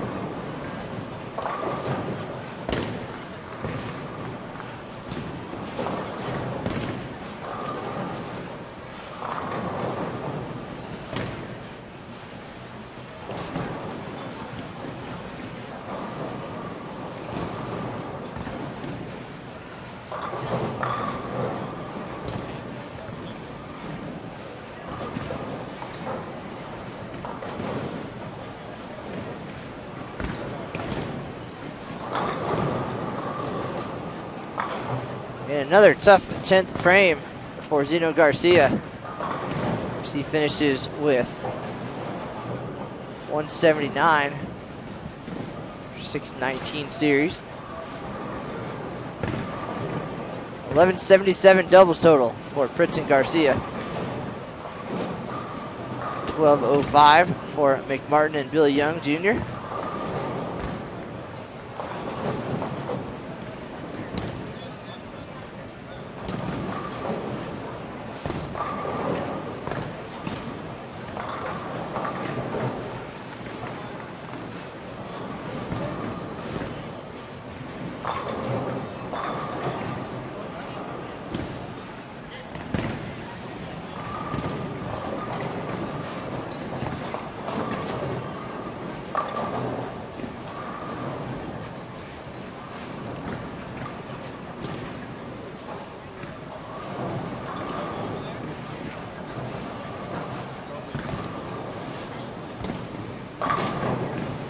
Thomas finishes up 171 for 612.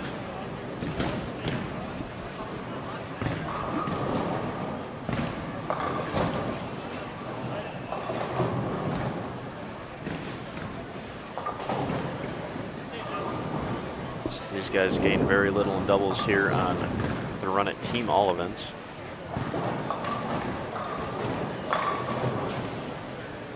They actually lost ground on Eric Vermelia and crew. They're minus after shooting 34-25 in the team event. And as we get ready for singles, Aaron's going to take down the scores. We'll have a station identification. We'll be right back with the final 3 games. Stay tuned.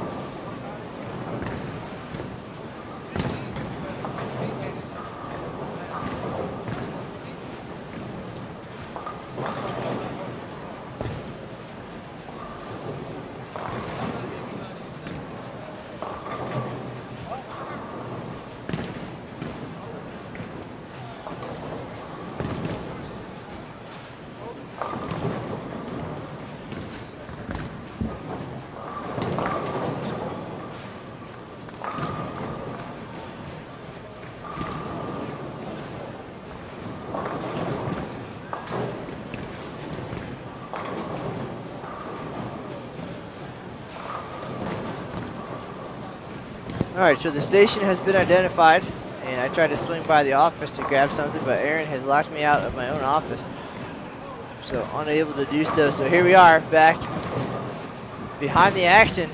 This is singles competition here at the 2013 USBC Open Championships. Senior standout Pete Thomas trying to get back on track here. We are behind lanes 57 and 58 here at the NBS. The final 3 games of live stream coverage at the 2013 Open Championships. Let's make it an exciting series. Let's hope so. And the only reason I locked the door was so that no one would steal your keys. So my apologies for that.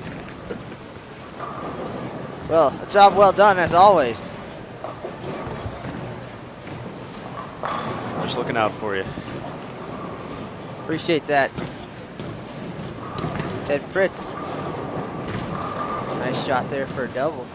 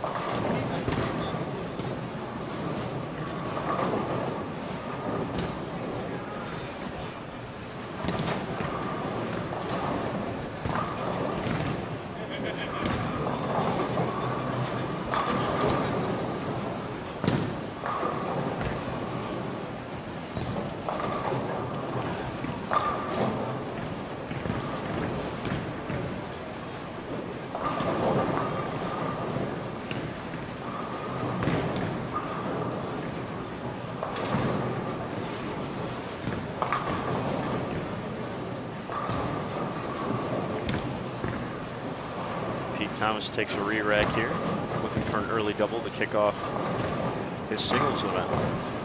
He's making a ball change as well, going to that storm sink he used during team event, moving out as well. Quite a bit right. The ball was gritty. He was roping it over the third arrow. Well, as ropingly as Pete Thomas can do. Ropingly.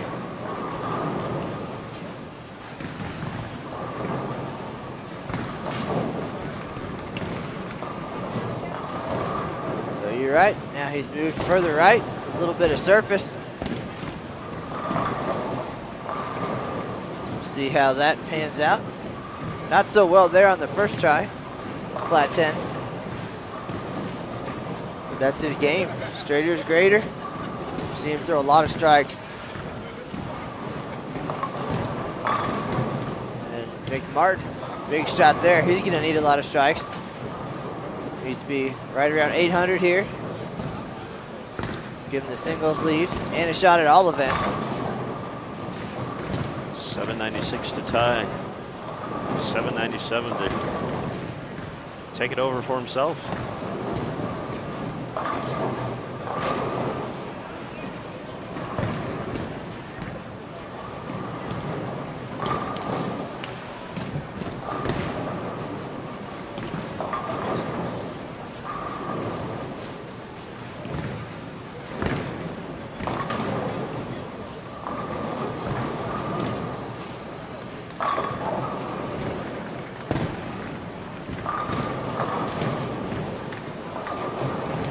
Bob Schoeneman checking in, and somebody with some unkind words who's about to get banned from the chat room. So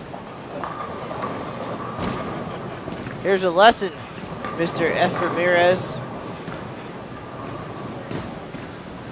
Have a nice day.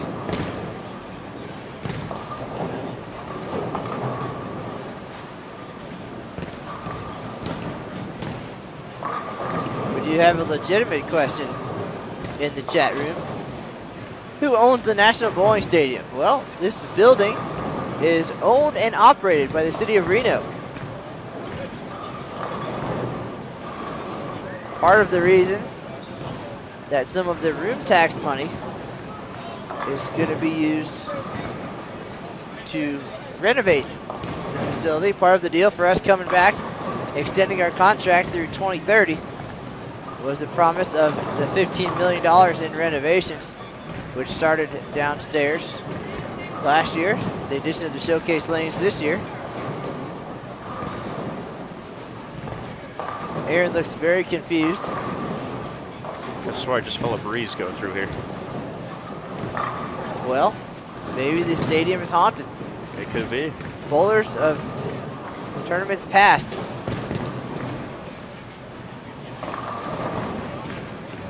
They're upset with my live streaming efforts.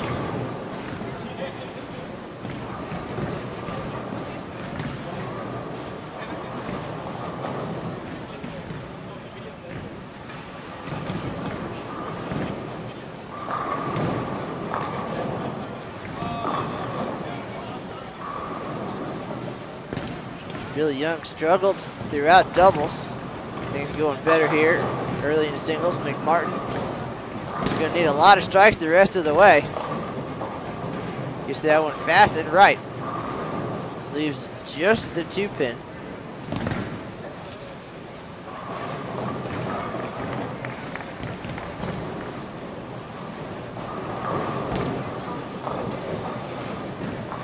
Stepping up on 58, Zeno Garcia looking for the front four.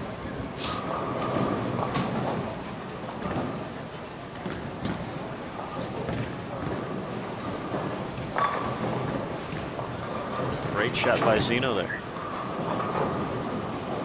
614, 619 in the books already, Mr. Garcia.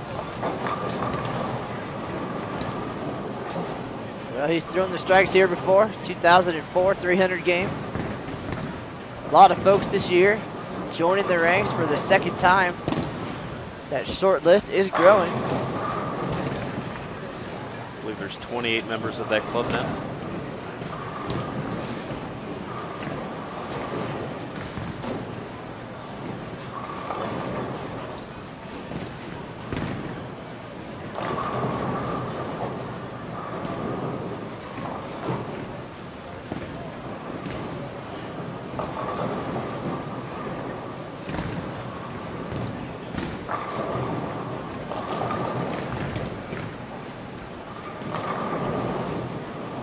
Ted Pritz with the light mixer. He's 3 out of 4. He's getting way left, booming it. Might need to slow down a touch, give the ball a chance on the back. Saw McMartin get a little bit fast as well. Left the 2-pin on his last shot. Yes, Pete Thomas loose right.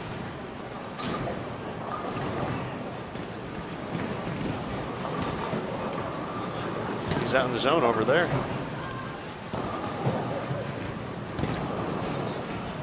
I wouldn't argue with that kind of ball reaction either. That was pretty solid. Well, he's got it all to himself. He was throwing something shiny earlier. Clearly had a lot of hold in the middle. He doesn't have the, as Aaron says, the pause, the mitts that some of these other guys have to be able to get left and wheel it. The mitt. Pause. I've never used pause. What are you talking about?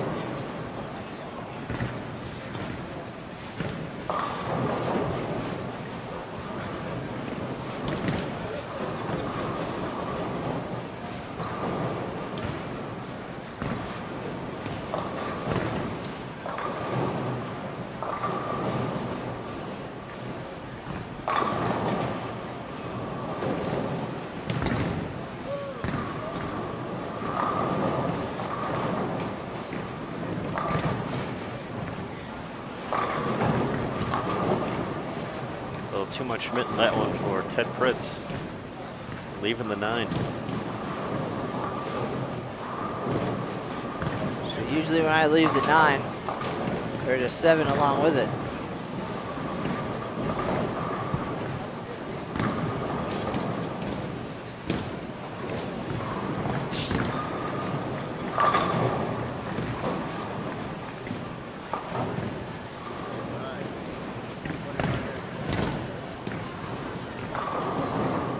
Just like that, Mr. Smith, we're halfway through game number 1. We're moving along nicely here.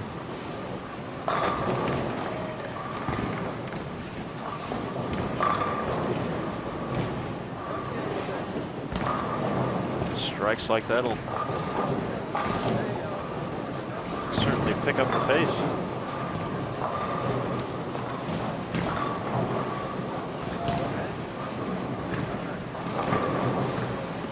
Thomas with the mixer. The surface on that ball. Keeping it smooth on the back end.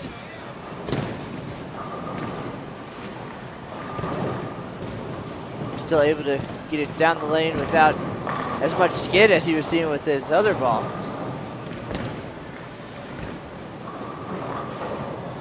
Tough break from McLean there, and a very nice shot, stuffing an 8. Seen 1 or 2 of those today as well.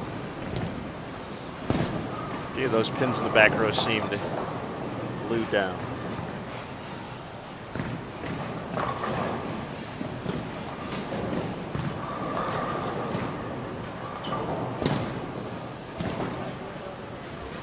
This year's event, 125 days of competition.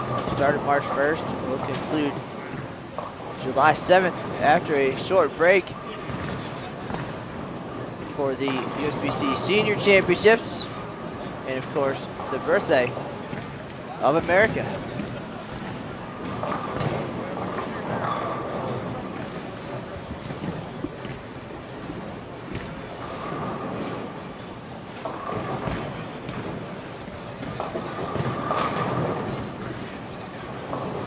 Martin running out of room as far as giving himself something to celebrate in the coming weeks.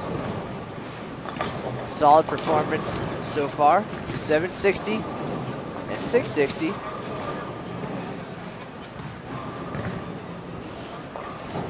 That all events possibility slipping away.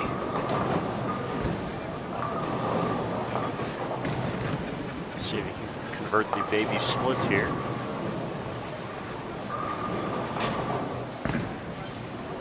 And only the second Open in his 2013 run. Alan Chedester checking in from USBC headquarters. Has bowled some events with Zeno Garcia. And has mentioned that Zeno always shows up for singles. Oh. Great shot there on the front 5. Leaves the 8 pin.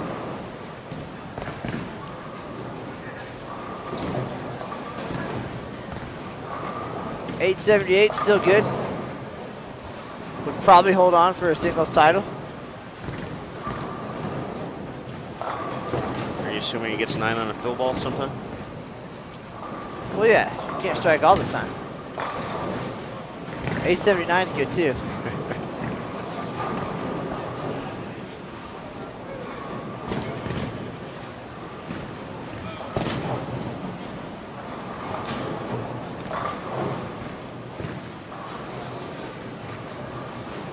We'll have to wait till game 2 now.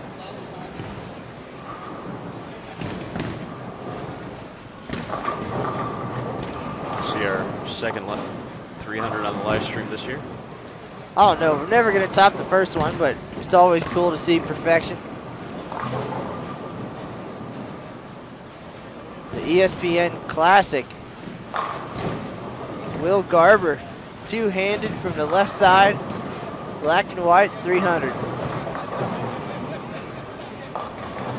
That was some top-notch broadcasting there.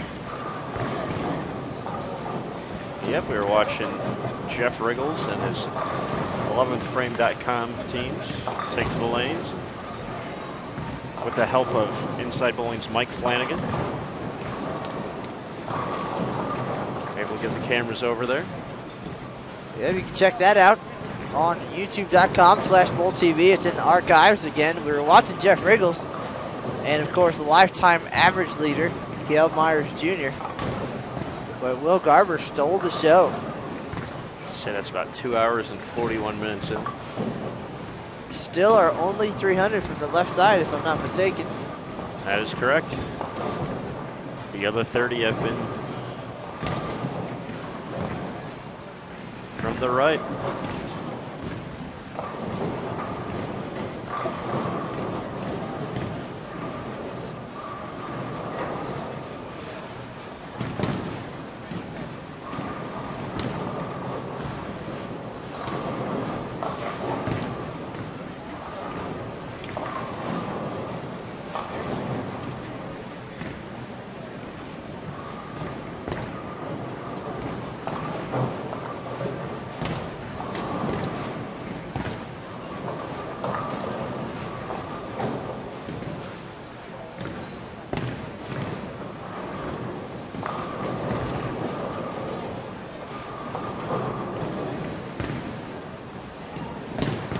Smith is quitting. He's put his headset down. He's walking away from the live stream table. He's had enough after 27 broadcasts or however many for the year.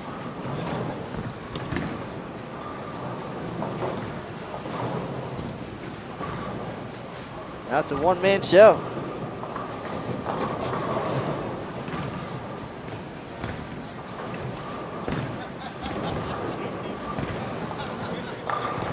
Garcia dangerously close to the left gutter. He will be standing on lane 56 by the time this game is over, or this day is over. Good shot though, leaves the 10 pin. Fritz trying to get things back. Gets a messenger on the 10. Nice break there.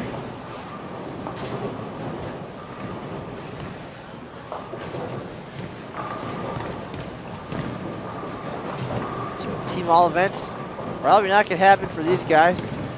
They needed a whole bunch coming in and gave away some pins in doubles. So at this point, it's all about some singles glory.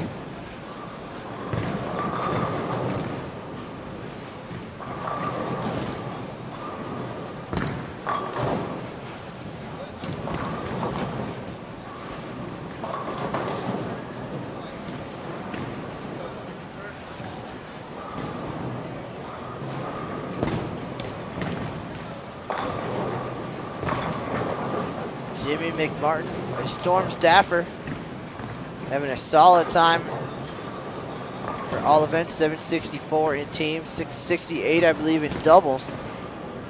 But he is running out of room. Already looking at a career best all events total, entering the year 1904. His best, this is his 4th Open Championships appearance. 1904 last year on a very tough condition in Baton Rouge. And what we're watching right now in doubles and singles, very similar to that. John Zerbinski on top of the all-event standings, 22-28. And Zeke Bate leads regular singles with 795.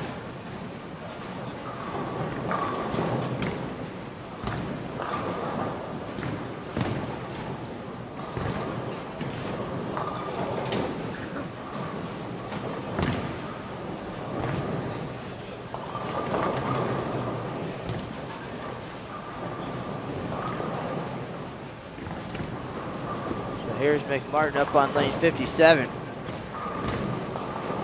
Pretty much needs them all from here on out.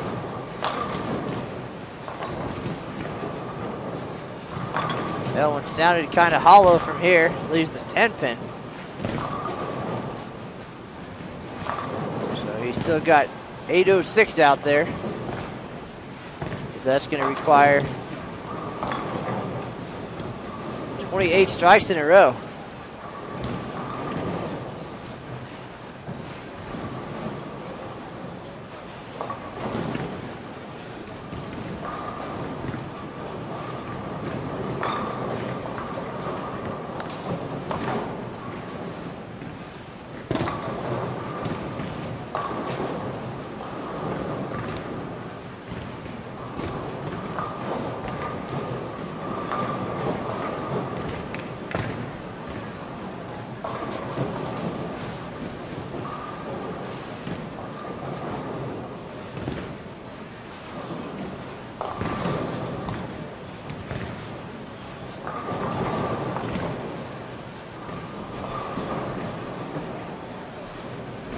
Billy Young Jr. Still clean here in singles through 8 frames, just 2 strikes. Garcia just the opposite. 5 strikes in his first 7 frames.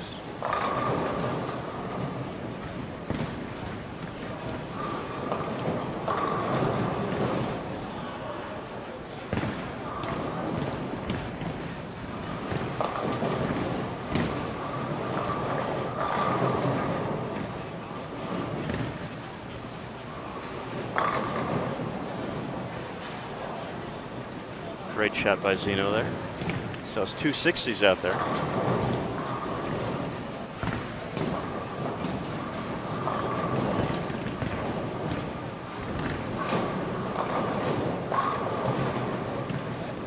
While we have the opportunity, Aaron Smith's going to give a rundown of the leaderboards here at the 2013 USBC Open Championships. This leaderboard update brought to you by Old Style. Take it away, Mr. Smith. Drink local, think local. Is it the other way around? I don't remember. Good times, though. Midwest delicacy at its finest. All right, I'll stop now. All right, we are in singles right now. This game one nearly comes to a close. Pete Thomas firing away here. Still has 280 out there. The number these guys are shooting for, we've already talked about. The 795 posted by Zeke Bate out of Westerville, Ohio. Coming in second at the current time. Team USA member, John Zerbinski out north of Tonawanda, New York, 789. John also leads regular all events with 2228. Sitting in third, Maddie McHonorscore, 3-time Eagle winner here. Matt McNeil out of Prior Lake, Minnesota, 787. We nearly saw him grab the lead live on Bowl TV back in May. Sitting in fourth, Mike Shady out of Fairview, Pennsylvania, 783. Mr. Shady, of course, has never shot under 1900 here at the Open Championships. Sitting in fifth, Aaron Jones out of Palos Hills, Illinois, 778. Very good player out of the Midwest area, Chicagoland area. Familiar with him from back home. Sitting in sixth, Kelly Bonta, Wichita, Kansas, rolled a 300 on his way to his 776 series. Kelly became the first bowler of the 2013 event to record his second career 300 on the lanes. We've had either 3 or 4 this year. So we've seen a few guys do that. Sitting in seventh, Chris Klaczynski out of Pinckney, Michigan. Not sure if I got that one right. 773. And rounding out the top 10 in a 3-way tie for 8th with 771, Greg Roberts, Oshkosh, Wisconsin. Rick Minier, Houston, Texas. And Brandon Hinderer, York, Pennsylvania. Those are the scores these guys are shooting at to try to crack the top 10 and more. Of course, we've been talking about all events a little bit as well. John Zerbinski once again on top, 2228. Followed by Dean Billings out of Rootstown, Ohio, 2214. Eric Espinda, Albuquerque, New Mexico, 2183. Not 2184 as I thought earlier. Sitting in third. In fourth, Team USA member and 2-time titleist here at the Open Championships, John Janowitz, Winter Haven, Florida, 2169. And rounding out the top 5, the tie with 2166, Mike Moore, Orlando, Florida, and Corey Husted out of Milwaukee, Oregon. So there you go, Matt. There's some numbers. I think you should keep reading further down the list until you get to us. And then by that time, it'll be opening day for the 2014 Open Championships. We'll just stay on the air. It might take that long, so. This year, 10,253 teams scheduled to come through before we're done here at the National Bowling Stadium. More than 55,000 bowlers.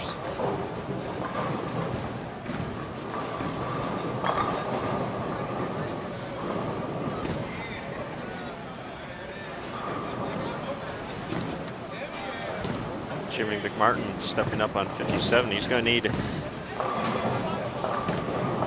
the first two here if he wants to keep that run at all events alive. Needing 796 to tie.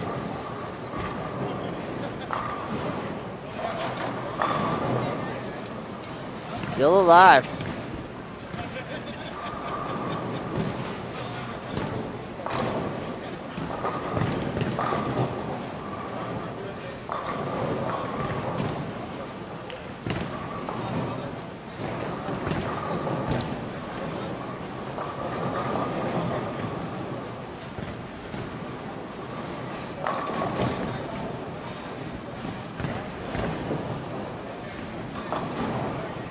So Aaron, we're down here on 57 and 58. I hope nothing exciting is happening on the first 56 lanes. It would be tough to keep track of, but we've been notified before while here on the air of stuff happening on the other side of the house and been able to keep track of it courtesy of X Bowling. Good crew on hand here at the National Bowling Stadium. A lot of teamwork.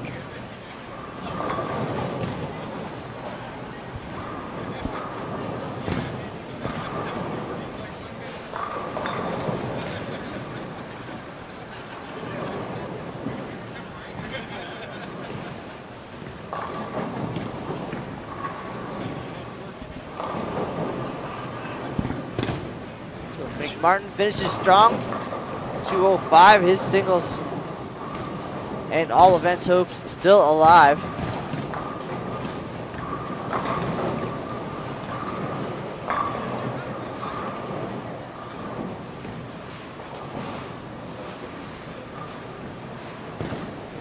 He only needs 22 out of the last 24. Seen it happen. Saw it happen 3 days ago. That we did. Warren Crawford out of McKinleyville, California. After a 193 start, fired the 31st 300, 2013 event. Just kept on striking. Had the next 6 to start off game 3 before missing. Converted a spare and struck all the way to the fill ball. 22 out of the last 24 for 760s.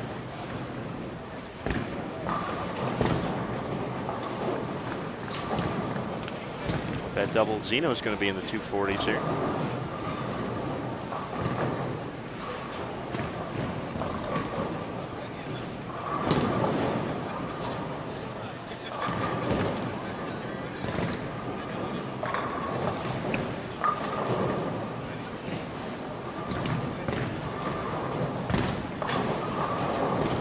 Well, a couple more strikes will get these guys back in line with the pace of play here in doubles and singles.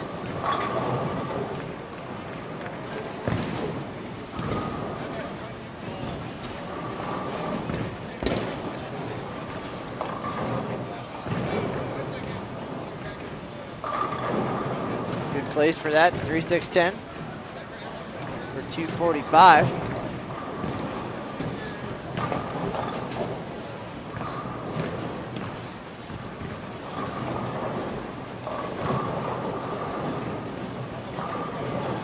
Here, we'll see if Pete Thomas can finish out this 280 game. Stepping away from conventional logic, moving right on this pattern. Finding something. I wonder if that was his game plan all along, or if that was something that he just decided to try and it worked. After 6-12 in doubles, thought they didn't have the greatest ball reaction that third game. It certainly didn't hurt to try something different.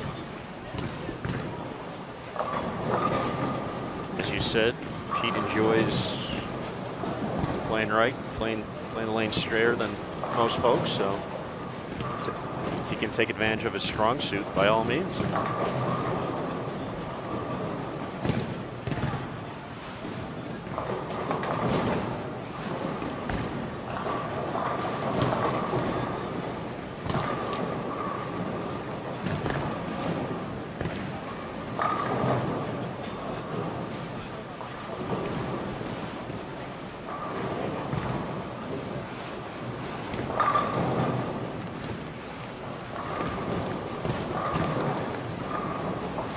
left a 10 pin in the second frame there. That's been it. Well, certainly a great start. Long way to go. Game 1 of 3 coming to a close. 193, 245, 180, 205, 179. And now possible 280 for Mr. Thomas. That one was left off his hand, but finished with 278. Not bad at all.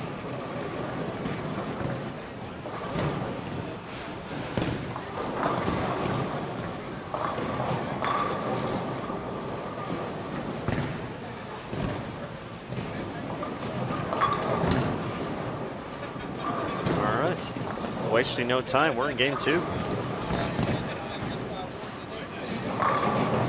Shot there for Billy Young Jr. So that he moved way right as well, the 10th frame of game 1 there. He hit a clean 193. But 190s don't pay the bills. No, sir.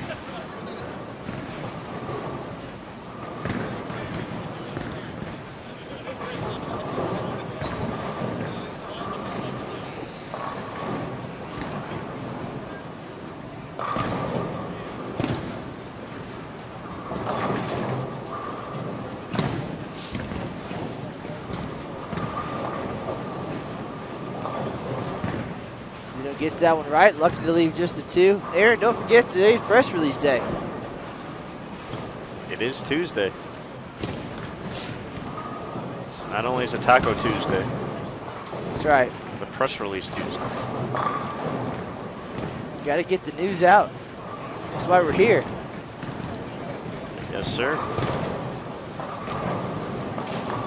There's your USBC membership dollars hard at work.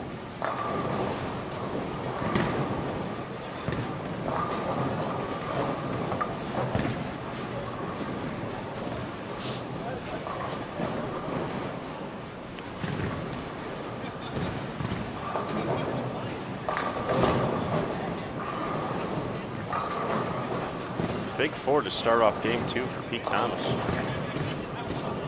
Well, his last shot on that lane was left off his hand. Lucky to get 8 out of it. But perhaps it's time for a move or a ball change if he wants to stay in the same zone. Hard to gauge that though. Had a whole bunch of surface on that storm sink that he's throwing. Perhaps something with a little bit less surface. It will keep it smooth on the back rather than something shiny that might overreact down the lane. So we'll see. He's the expert. We're just here to talk about it. Maybe it was just a bad shot. That does happen from time to time.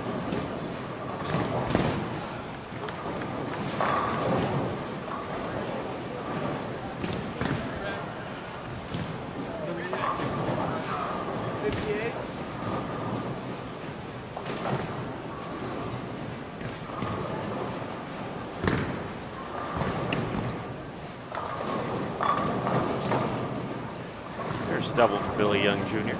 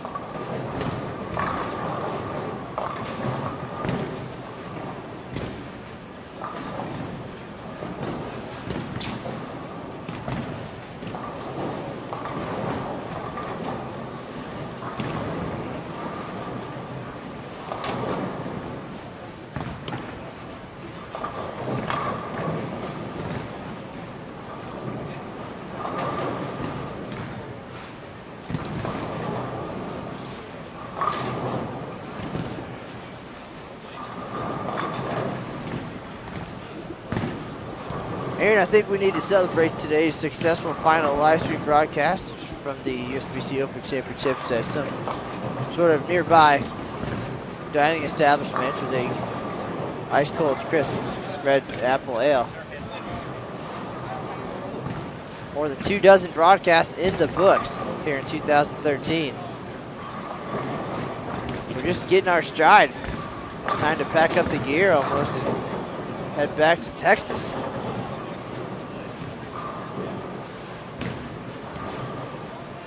It's hard to believe our run here started. I guess our live stream run started back in February in Indianapolis. Hoosier Classic. Hoosier Classic, putting in some long hours there to tune up for the big show. The OC, if you will. Now all the pressure in the world coming up for Aaron this weekend to see how much he learned. It's like he's been on his learner's permit the last few months. It's time to put it all to the test. Let him set up the live stream, start to finish, make sure he's ready for the major leagues. Last attempt didn't go quite so well, but it did give us a very cool black and white 300 game. There you go. Maybe it was planned all along.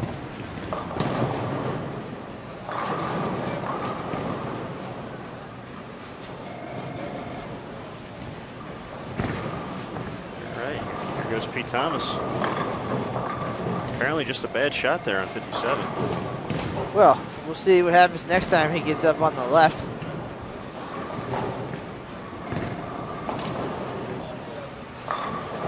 Was giving him some troubles earlier in the day as well when he was trying to play a little further inside.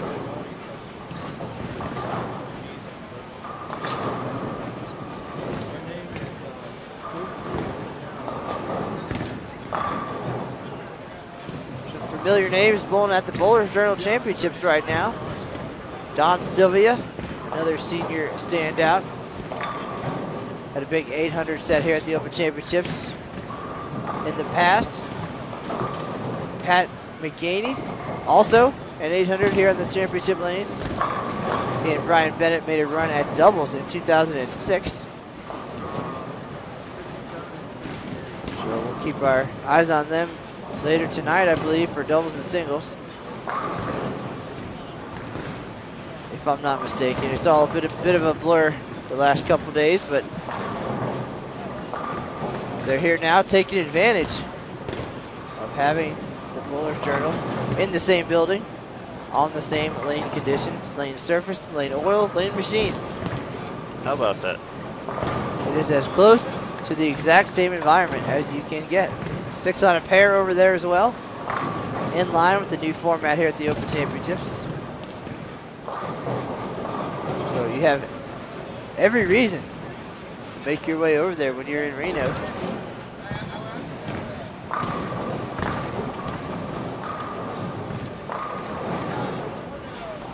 We're expecting a similar setup in 2014. However, we have not discussed details. Everything seems to be working well here, so no sense in messing with a good thing.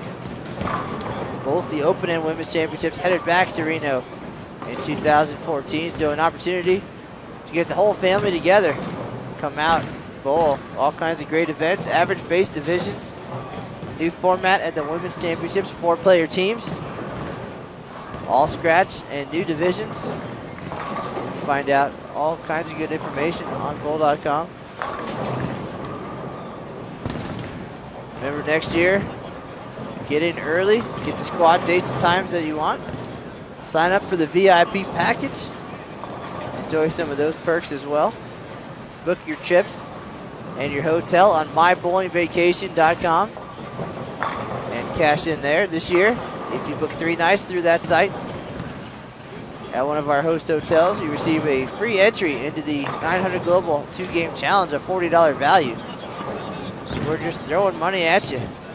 A lot of great opportunities to prepare, tune up, and cash in.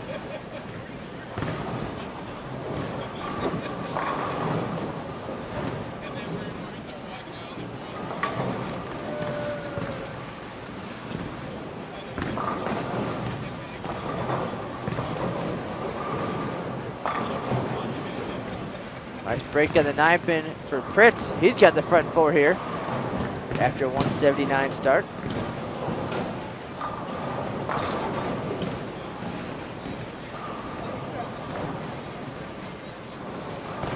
We will not see a new all events leader today. Oh, the squad at least. On this pair at least. Who knows what's happening the rest of the way. We do have the ability to check on the other lanes. Go to xbowling.com, find any bowler, any lane, and watch the scores unfold frame by frame.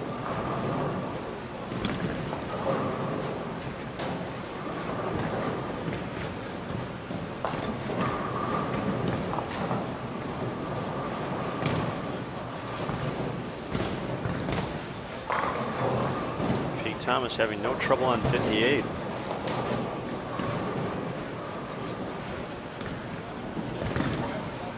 Let's figure out 57 here.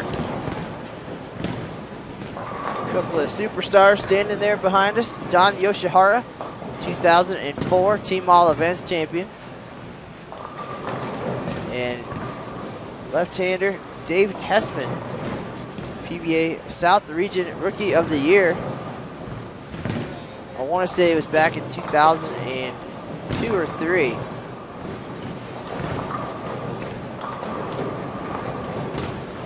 Looking forward to seeing those guys hit the lanes later today. Part of that group from Florida I was telling you about earlier. Straight from the airport to the Bowler's Journal. Certainly a couple of teams to look out for.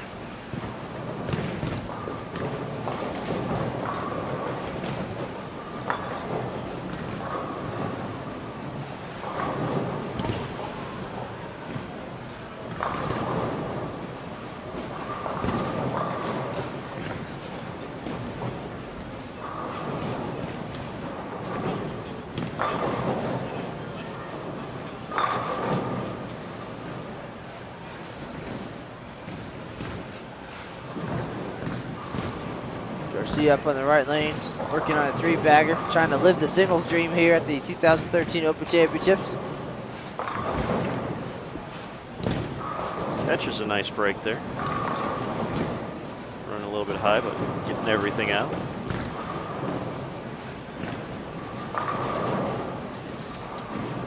Four in a row. McMartin looking for a 3-bagger.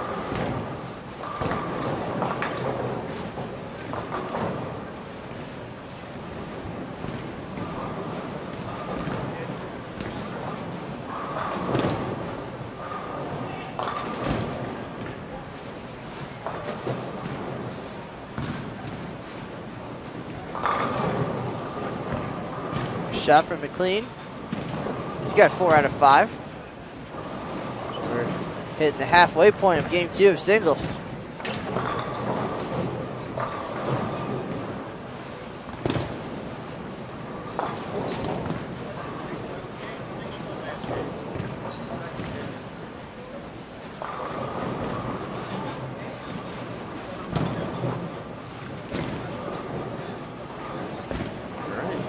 Ted Fritz stepping up on 57. Looking for a 5-bagger.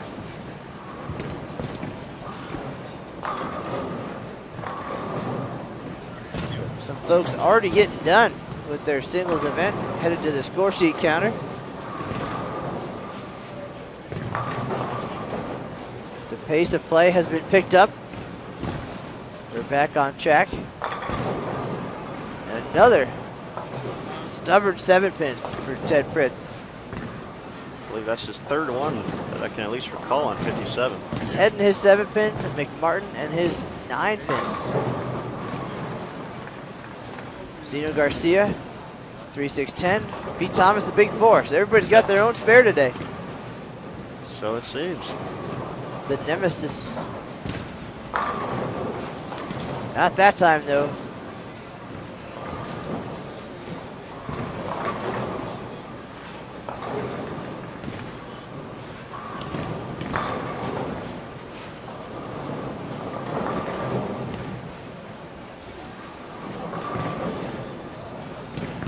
see the adjustment Pete Thomas makes here in 57. Sticking with the same ball.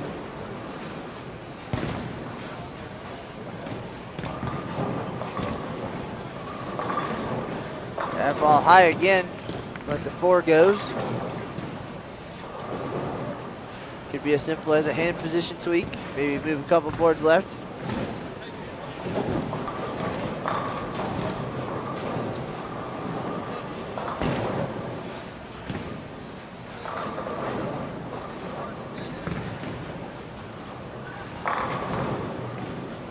Fritz back on it. No doubt about that one.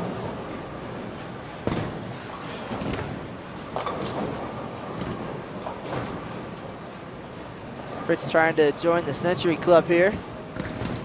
The 179 start.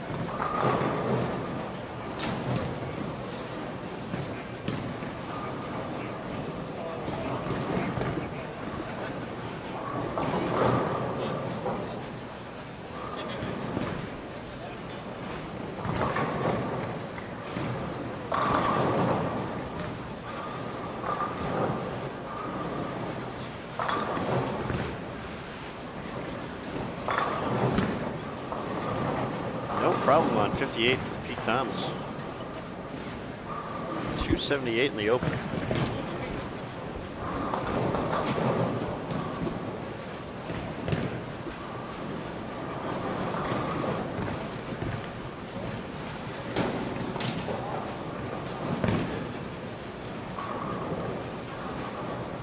A lot of strikes up on the board here in game 2 of singles.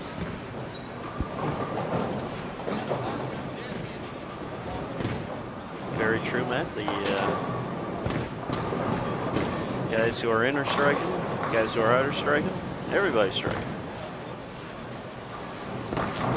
Well, part of the draw to the Open Championships, while the lane conditions are challenging, they do require good shot making and spare shooting. The lanes are attackable from all different angles.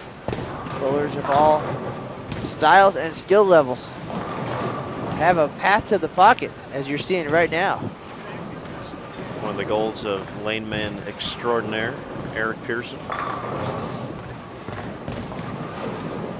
is to create a condition that doesn't require 18 different bowling balls, as well as something that every style is able to find a way to strike out. Well, you're seeing that, and you're seeing a test of versatility.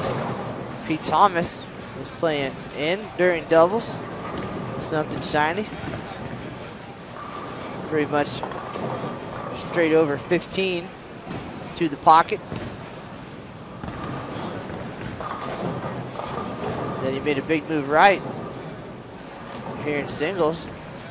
Total ball change, bit of surface, and he's been in the pocket. Started with 278.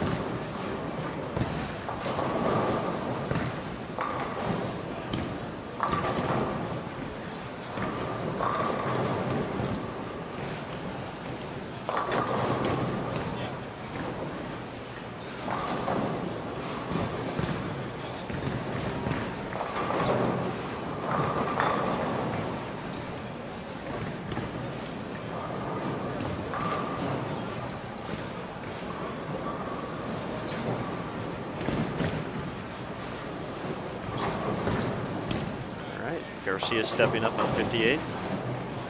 Stuffed a 9-pin his last frame.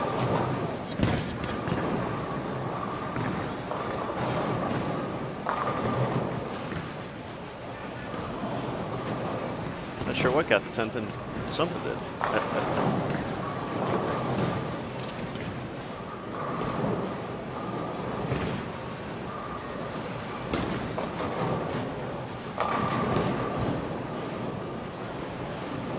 Vicious strike there by McMartin. He really throws the pins around, doesn't he? Well, he's a tall guy, big backswing. Get it down there in a hurry.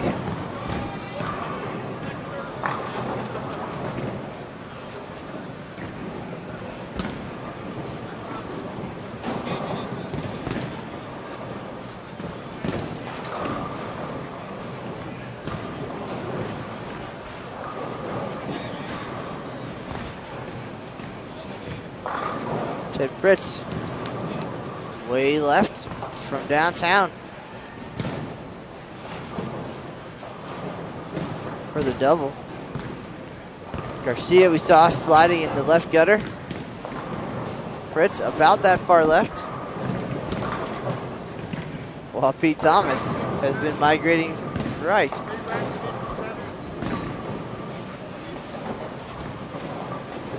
Two completely different generations there, of course. Pete Thomas, a senior standout, just finished second in a PBA50 Tour event. Coming from the Straighters Greater generation. Fritz and Garcia growing up in the big hook reactive resin generation.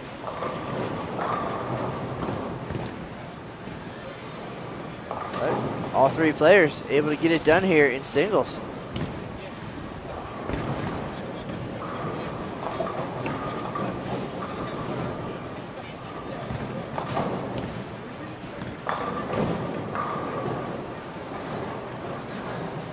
There's one downside to playing so straight sometimes is those flat corner pins. But part of the deal is that you're playing a little bit safer, trying to get the ball to the pocket, crossing less boards, less room for error. But unfortunately the angle sometimes leaves you with shots like that for Mr. Thomas. In most cases, an easy spare. And no problem for Pete. Go clean it up and move back to his good lane on 58. Still has 230s out there this game.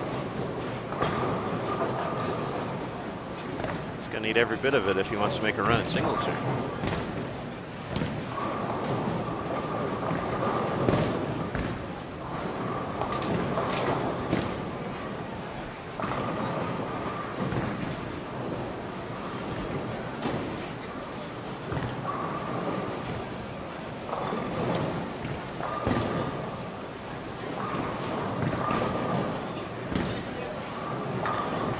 So, looking at this pair of lanes right now, some pretty good shots, getting some unfortunate breaks. It looks like if you go light on lane 57, you're going to leave a 7-pin. And if you throw it so good, you're going to stuff a 9-pin. But they're also getting some great breaks, some bird dog 10 pins and trip 4 pins, so it all evens out. That's how the game works, of course. Absolutely. A little bit of luck, a little bit of skill. You need it all to get your name up on a banner here, so.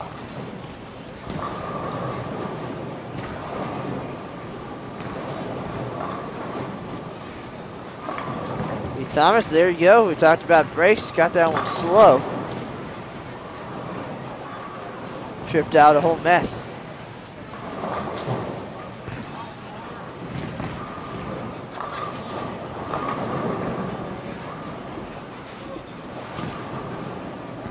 Zeno strikes in the 8th. He still has 269 out there this game.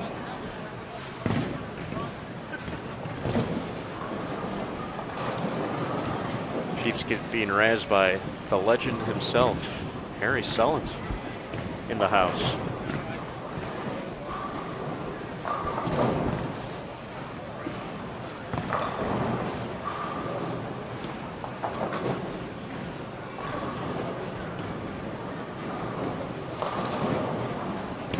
Harry, a top senior player.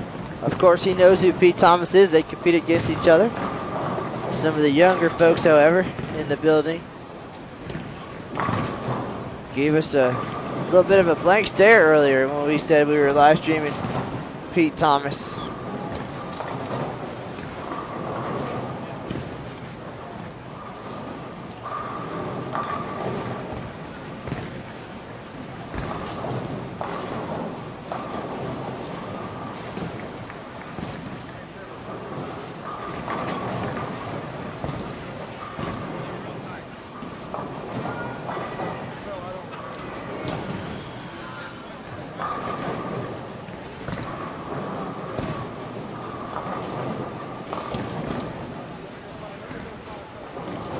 Closing in on the end of game 2 here, 2013 USBC Open Championships, the final broadcast from the NBS this year in Reno.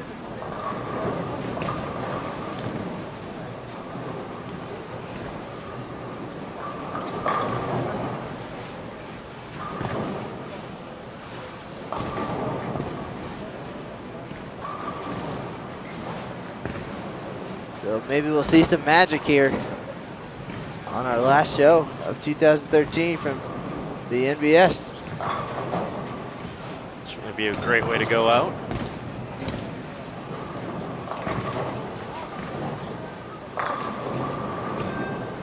Garcia's hopes still alive. He's got 8-14 out there.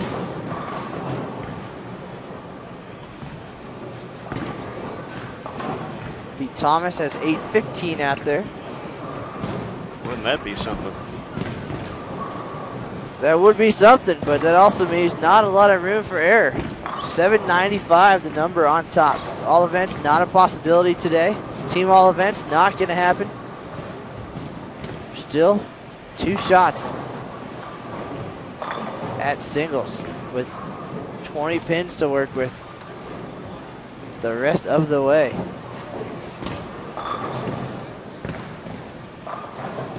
Well, that's all you can ask for, though, is to stepping up in the final game of whatever event it is and not be mathematically eliminated. Well, if the tournament ended today, the team all events title would be headed to the Dallas-Fort Worth area. Eric Vermilia, the team captain from Mansfield, Texas, works at USBC headquarters. The rest of his team scattered from all over the country. Matthew Tuckfield and Jeffrey Mersch from Florida. Steve Novak, Michigan. And Anthony Lacaz is in Illinois. Those guys are great talents, of course. Junior Team USA, Team USA, PBA Tour, you name it.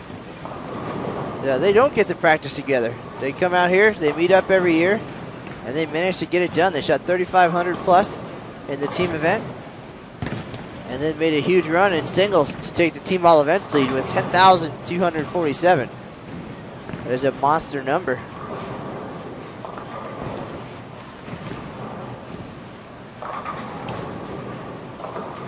Really only seen one team challenge that number. Had a few folks that have found themselves in decent positions but have come up short. Hornswogglers out of New York finished about 40 some odd pins away. Yep, 43 pins, basically 1 pin a game.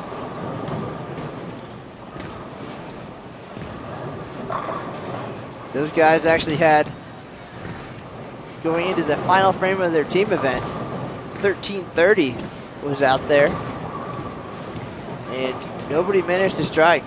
So they finished, I believe, with 1220, and it was a good head start for team all events, but that would have been a huge effort. And then they just fell short their last game of singles, too. Certainly a great effort from a young team. We'll see them again. I believe one of their team members shot 300 as well. Rusty Thompson had a great start in singles. Thought he was going to make a run at it. Had a rough game 3.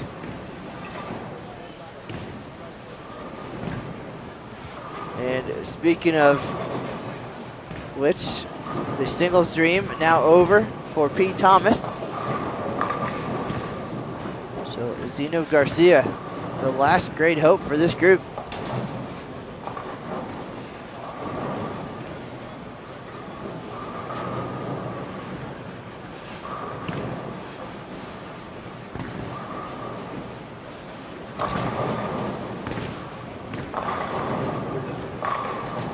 Ted Pritz and his old friend, Mr. Sevenpin.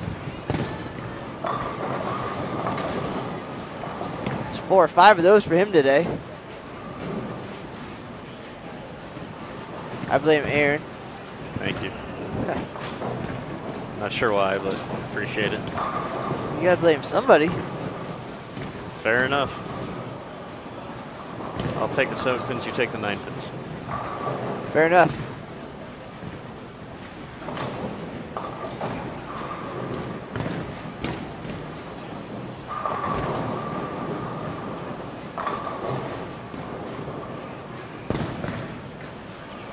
Really young junior making a big move left now.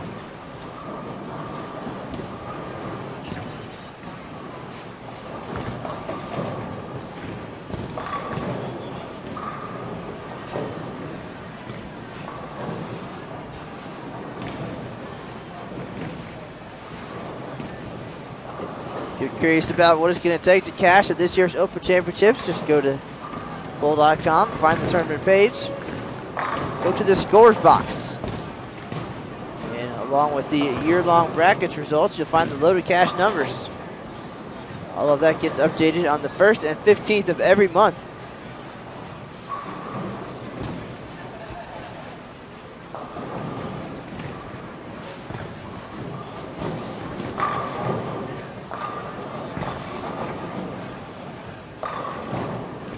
Zeno gets all 10 out.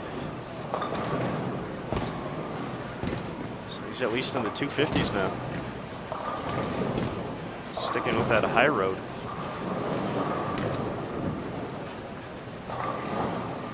It's always good to take the high road, Mr. Smith. I thought about taking that road myself. Aaron Smith prefers the road less traveled.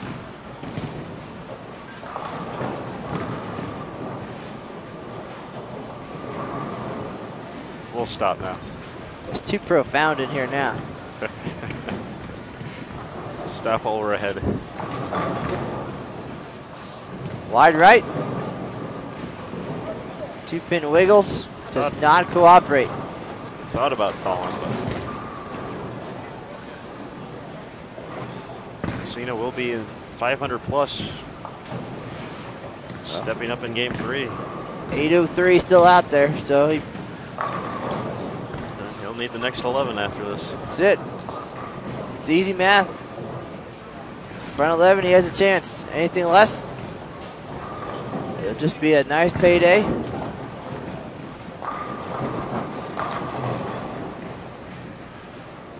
.258.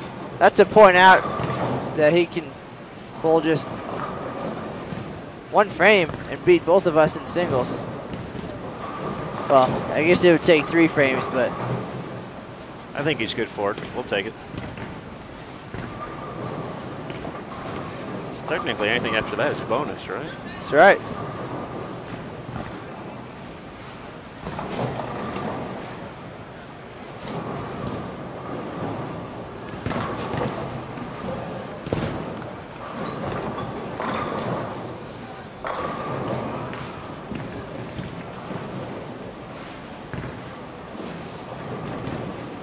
We are 1 game away from hanging up the headphones here at the 2013 USBC Open Championships. This is Matt Cannizzaro and Aaron Smith behind lanes 57 and 58. It's the closest to the office that we've been. That's true. All year. Even though it's locked. Even though it's locked.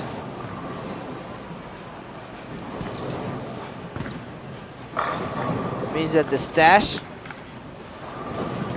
of Monster energy drinks is safe. As well as your keys? As well as my keys. So no one can steal my keys or my car. Oh, not with that attitude.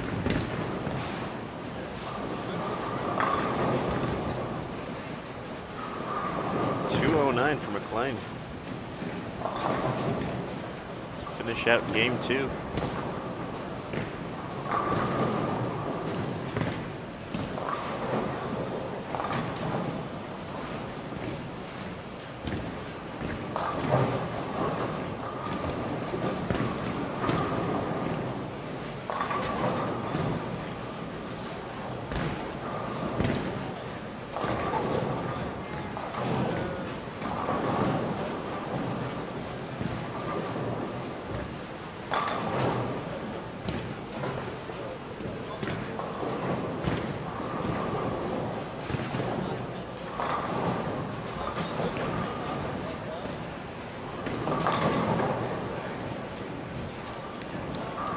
Down goes the 10 for McMartin to start game 3.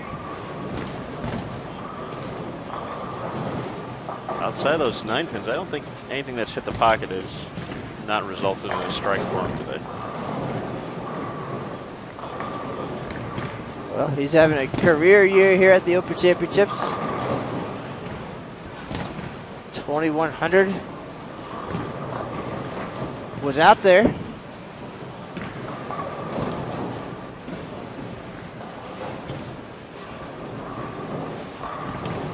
Sets at 764 and 668. He was sitting at 1432.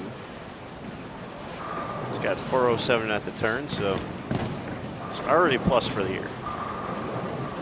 No matter what happens this game, I guess.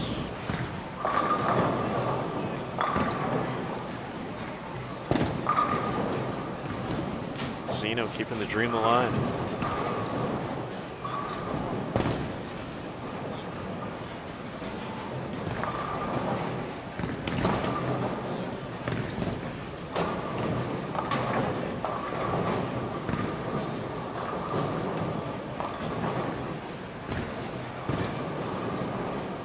I don't know if you noticed this, Matt, but much like Matt McNeil, Zeno's been going to the water fountain here, the paper cup, quite a bit. Just about after every shot, similar to McNeil's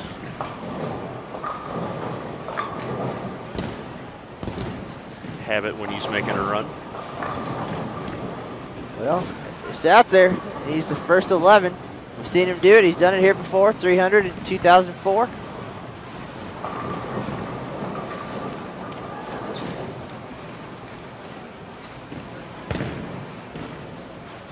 Perhaps not the prestige of the old Forum sweep in Grand Prairie, Texas, but big possibilities nonetheless.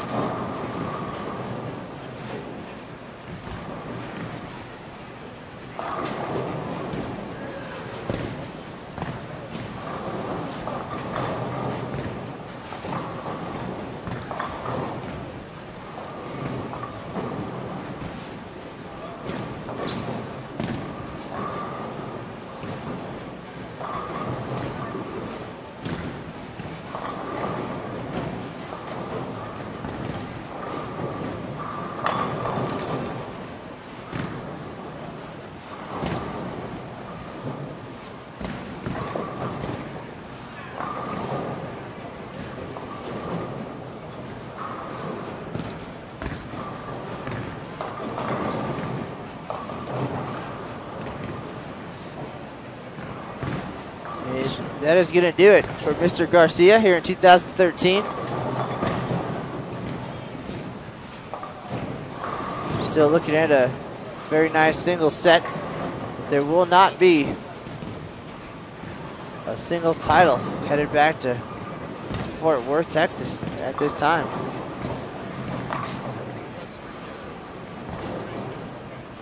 Great run for sure. Great run indeed. Still a lot of pins out there to get.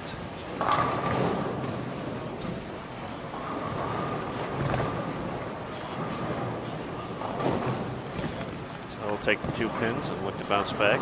Still 268 out there. And make for a 4-way tie in 8th place. 771.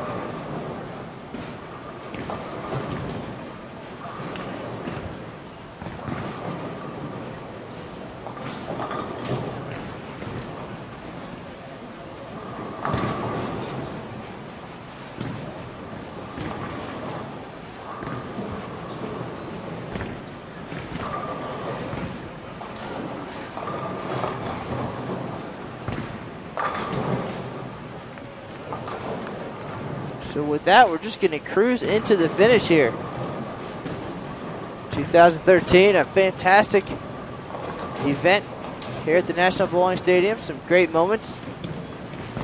Started things off for the live stream 299. We did catch a 300 from Will Garber. Saw a handful of lead changes. It was a good time.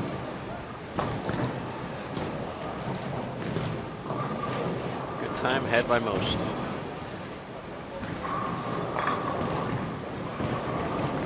Certainly a memorable year. Memorable for me because Aaron Smith made it the whole year this time. Unlike 2010 where he decided 1 month in he'd rather be somewhere else.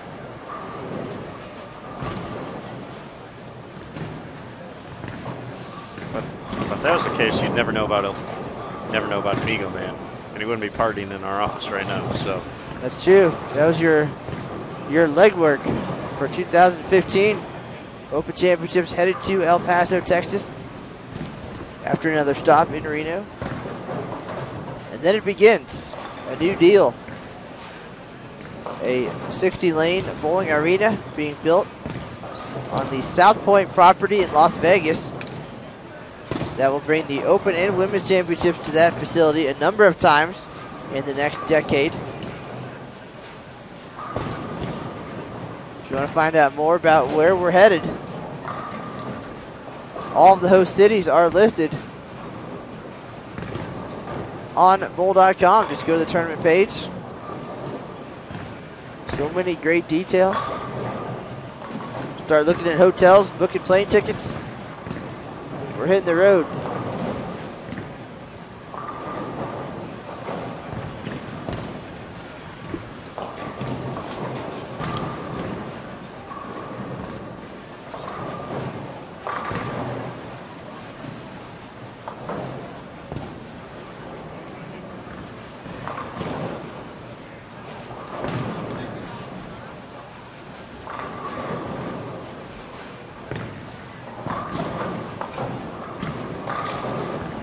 Martin stepping up on 57.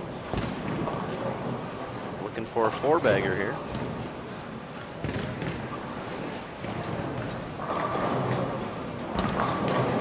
McMartin flirting with 2100 here.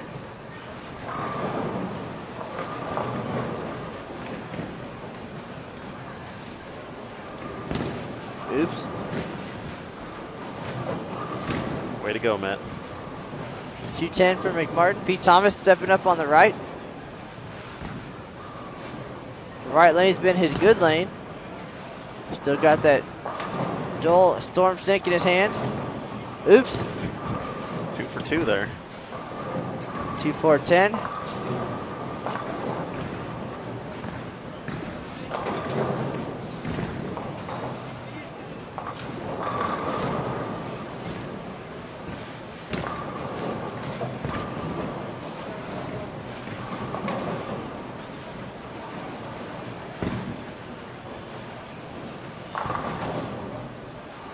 High on the pair and doubles. Nice shot there by Pete Thomas. High on the pair and doubles, I believe, is just over 1,200 of these 3 doubles teams. That is correct. So not much noise being made. First 3 games today.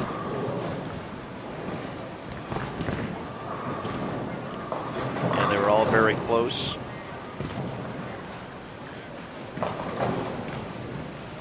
Billy Young Jr. and Jimmy McMartin led the way with 12:05. Charles McLean, Pete Thomas, 11:80. And Zeno Garcia, Ted Pritz, 11:77. There you have it. All cashing numbers. Certainly. I'm sure they were looking for a little bit more out there.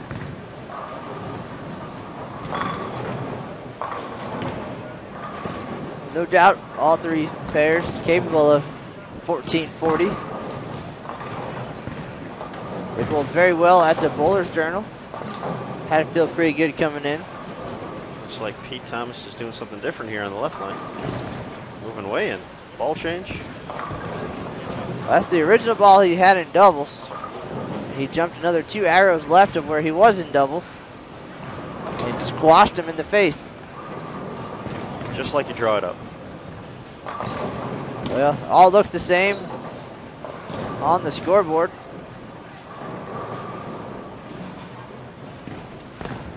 Garcia continues to struggle on the right lane. Back-to-back splits.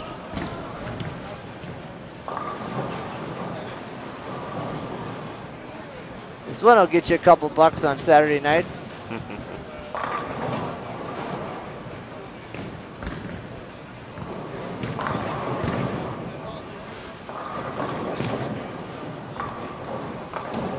Gave it a run, gets 4.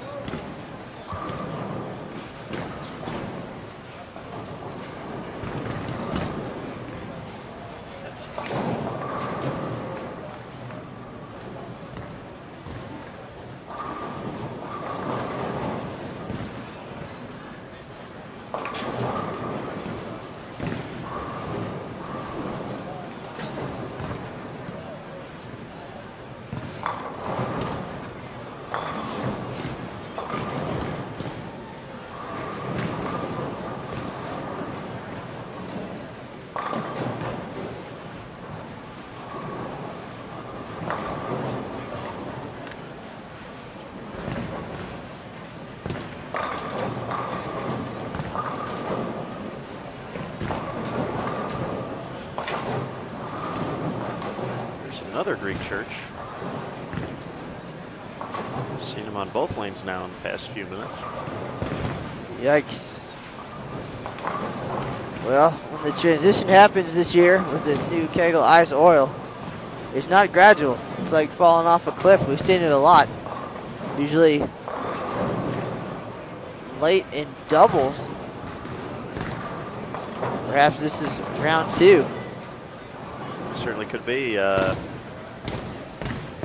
Talking to Zeke Bate after he took over the singles lead, I told him I'd seen a lot of folks in his position with very nice number after 2, whether it be 520, 530, 540, even 550s. And no one else has really been able to finish it off there. It's been, whether it's more transition, having to move deeper, losing carry, whatever it may be, it's been seems to be the constant where folks just couldn't get there after that strong start, and it's been the lone guy to persevere there. Garcia almost sliding on lane 56, gets a nice break there to trip the 4 and the 9.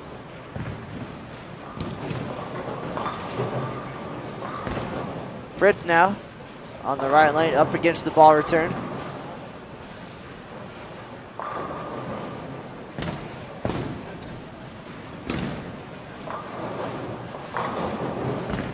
He drifts a little bit left and booms on it, leaves the 10 pin.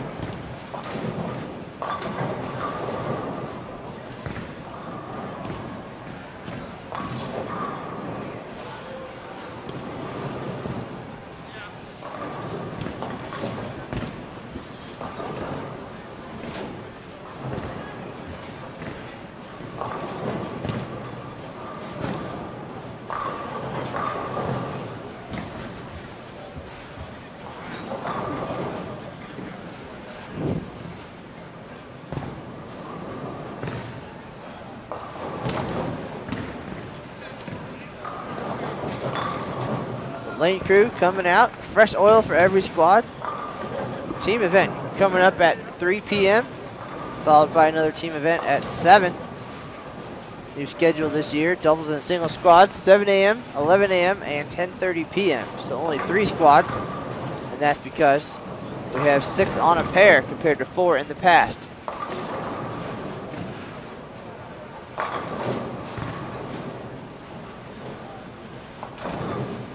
Those guys getting ready to put out the 41-foot team lane condition. Pete Thomas sticking with his strategy on the right lane, playing up the boards. No reason to change what's working.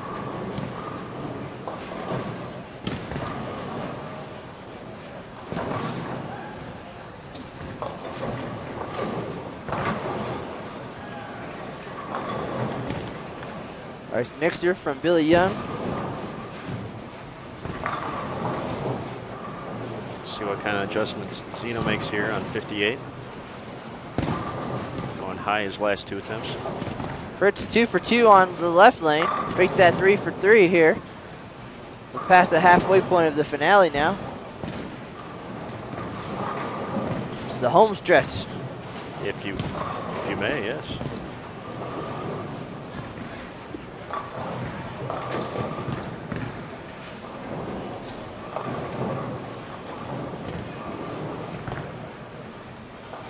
Comes in light there, Pete Thomas. It is the Game 3 blues. Certainly is. We've seen this before, or it seems like these guys are just catching one lane and not the other from time to time. 57 has been giving Pete fits all day. That one never had a chance. That was right at the head pin. Certainly when he throws it, it pretty much stays on line. And that's where it was headed. That's what happened last time on that lane, but he was lucky to catch a break, and the squasher, not that time. Looking at the 310 baby split. Is that a technical term? The squasher? The squasher.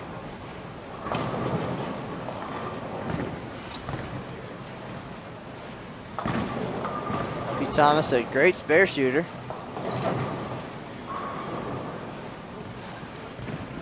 I've already seen him pick up a 210 and a 6.710 today, so.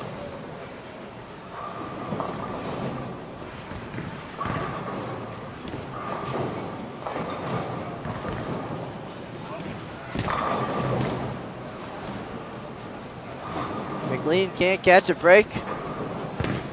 Crushes a 10-pin Brooklyn. And it's not your day, it's not your day. Or in our case, 2 days.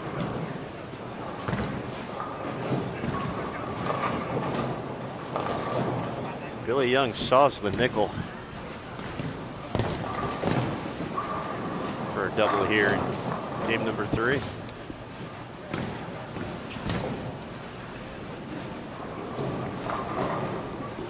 Well, if I've learned one thing this year, it's not to give you a nickel after leaving a 5-pin. That lit a fire underneath you.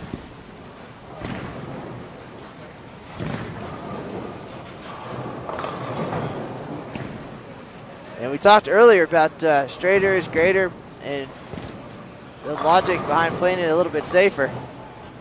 Certainly crossing the boards helps create the angle, which often helps carry, but it also leaves you susceptible to a lot of 5-count splits.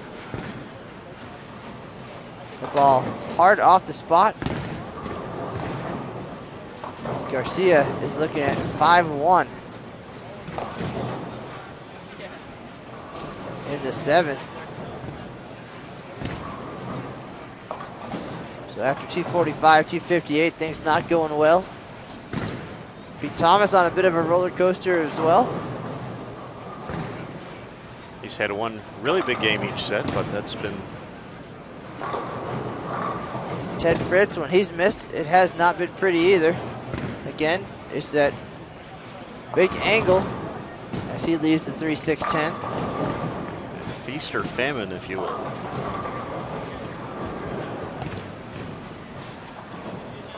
I'll take feast, please.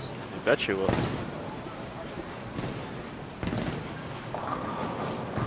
That's That's my A game.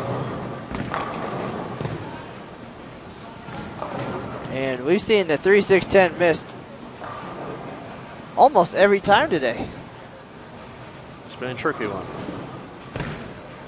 That one is no fun. Glad I never leave it. How do you feel about the 2-4-7 then?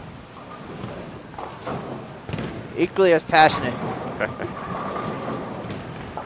Throwing an 8-pin, I despise it.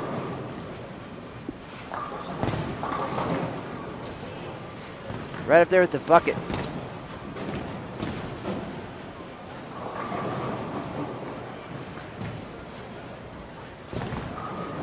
I'll take a 5-count washout all day over either one of those. Although that's really not good for count. No, that'll catch up to you in the end.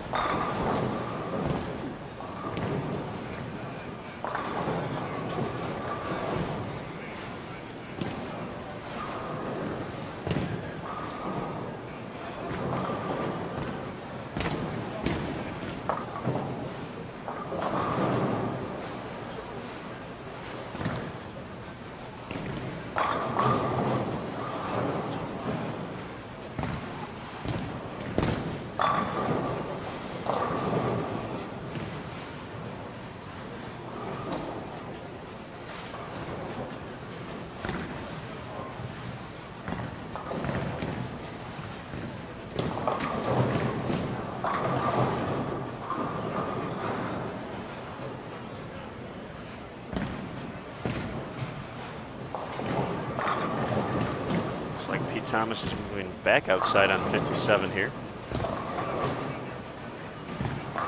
No, not all the way. Move more into the track area.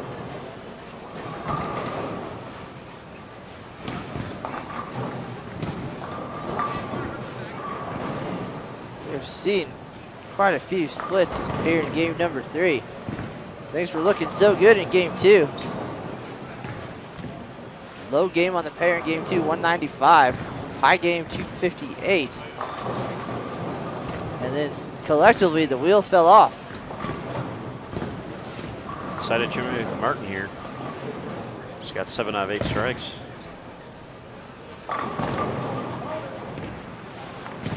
Zeno says thank you. Some triple digits for Mr. Garcia here in game 3.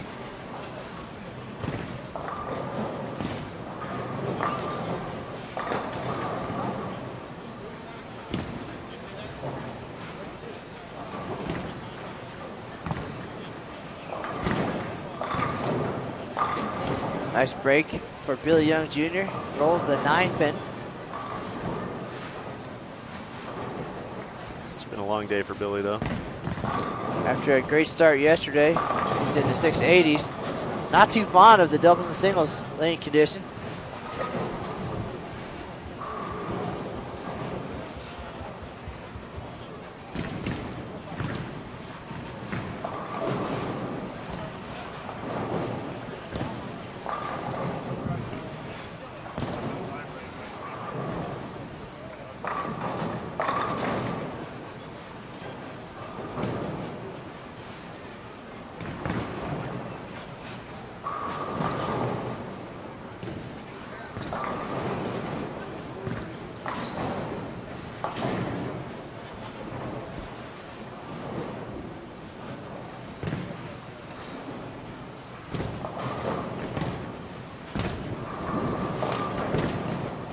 Pair to our right, Brandon Phillips of Shelbyville, Indiana.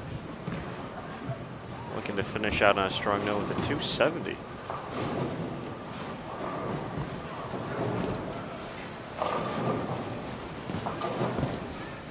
And he leaves a bucket, so I got him there. We go, Aaron. I learned from the best.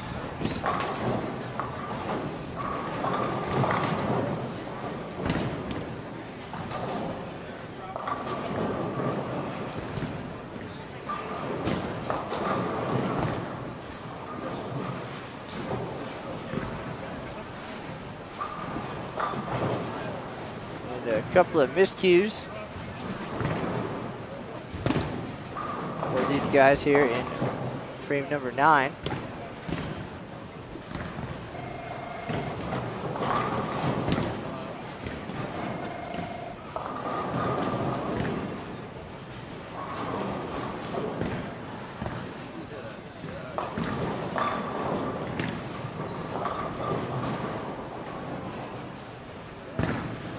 Not much more you can say about than that. Finish strong, on to the next one. That's right. There's always the bright side and everything. Jimmy McMartin already at 609 for this set. He'll have a career best. By 100 at least. This is Jimmy's 4th year. Started off with 1707 in Las Vegas, 1886, 2011 in Reno, 1904 last year on the tough conditions in Baton Rouge, and stepping away with well over 2,000 this year. So nice progression. I guess we know what to expect from him next year.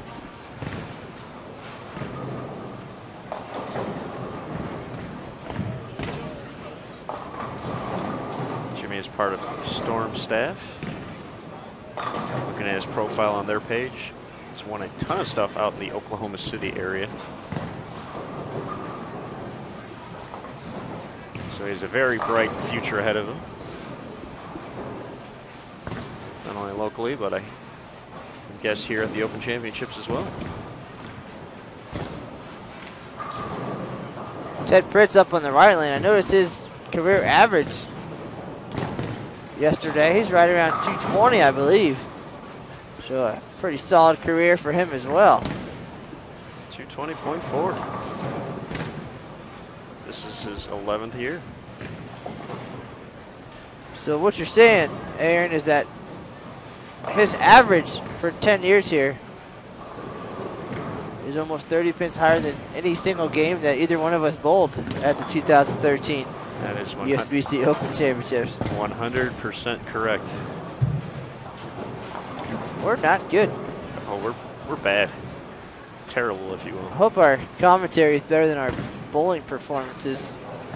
Probably pretty close. Nobody answer that, please. I need enough confidence to sit through one more broadcast that we expect will be fantastic. We'll be over at the USBC Women's Championships on June 30th, 5 days from now. Two-time champ Jody Westner, record holder, has assembled quite a crew of familiar faces. We look forward to setting up and unveiling that. That'll be at 2 p.m. Eastern on June 30th, the final broadcast from Reno this year. Certainly hoping to end on a high note. The possibility is there. That'll be the final team squad of the 2013 USBC Women's Championships. So potentially we could know who this year's winners are. Unofficially, of course, prior to all final double checks and verifications. But we'll have an idea. With 639 in the books for singles, Jimmy McMartin, 2,071 all events total. Nearly 170 over his previous high of 1904 last year in Baton Rouge. So fantastic overall performance from McMartin.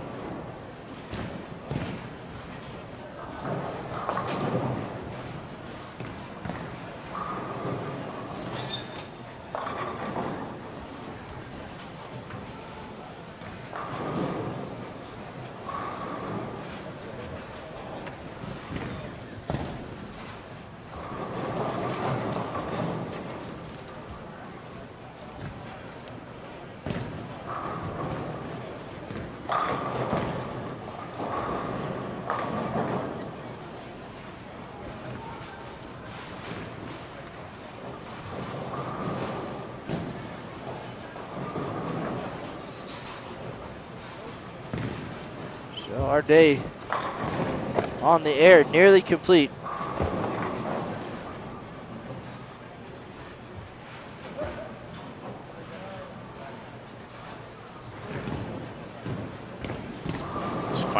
shots here.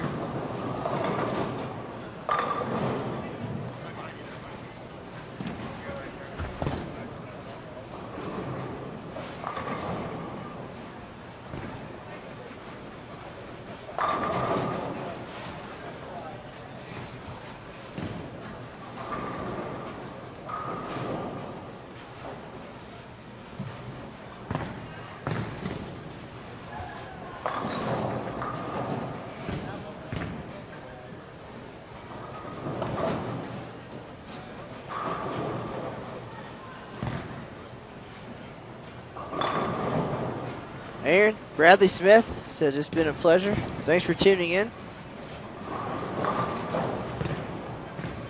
What time is it back home in Indiana? It's 4:30. Dinner time. It's dinner time, Pops.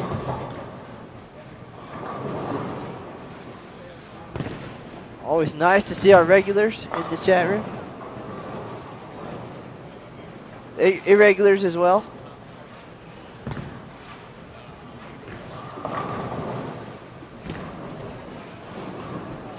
To be honest, we'll take anybody in the chat rooms. 2:13 finish for Thomas, 686.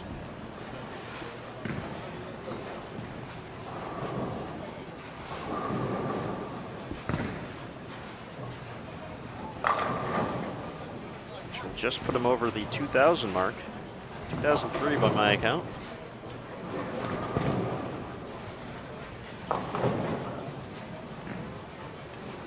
And just like that, we're all done, Maddie. Game over.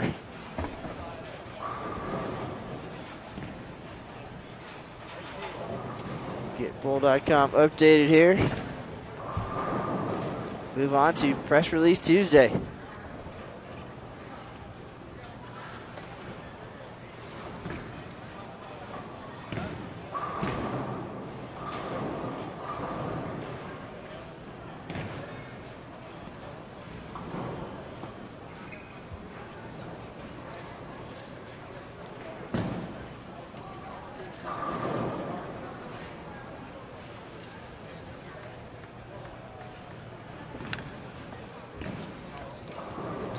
And there you have it. It is in the books. The final broadcast of the 2013 USBC Open Championships. Scores are on the scoreboard. Pete Thomas, 686. Dino Garcia, 648. Jimmy McMartin, 639. Ted Pritz, 600. Bill Young Jr., 545. And Charles McLean, 539. And that is going to do it from the National Bowling Stadium today and this year. This is Matt Cannizzaro and Aaron Smith signing off for the final time from the NBS in 2013. Mr. Smith, it's been a fun ride. Let's do this again next year. And folks, as they say, that's the news for now. We'll see you on the lanes.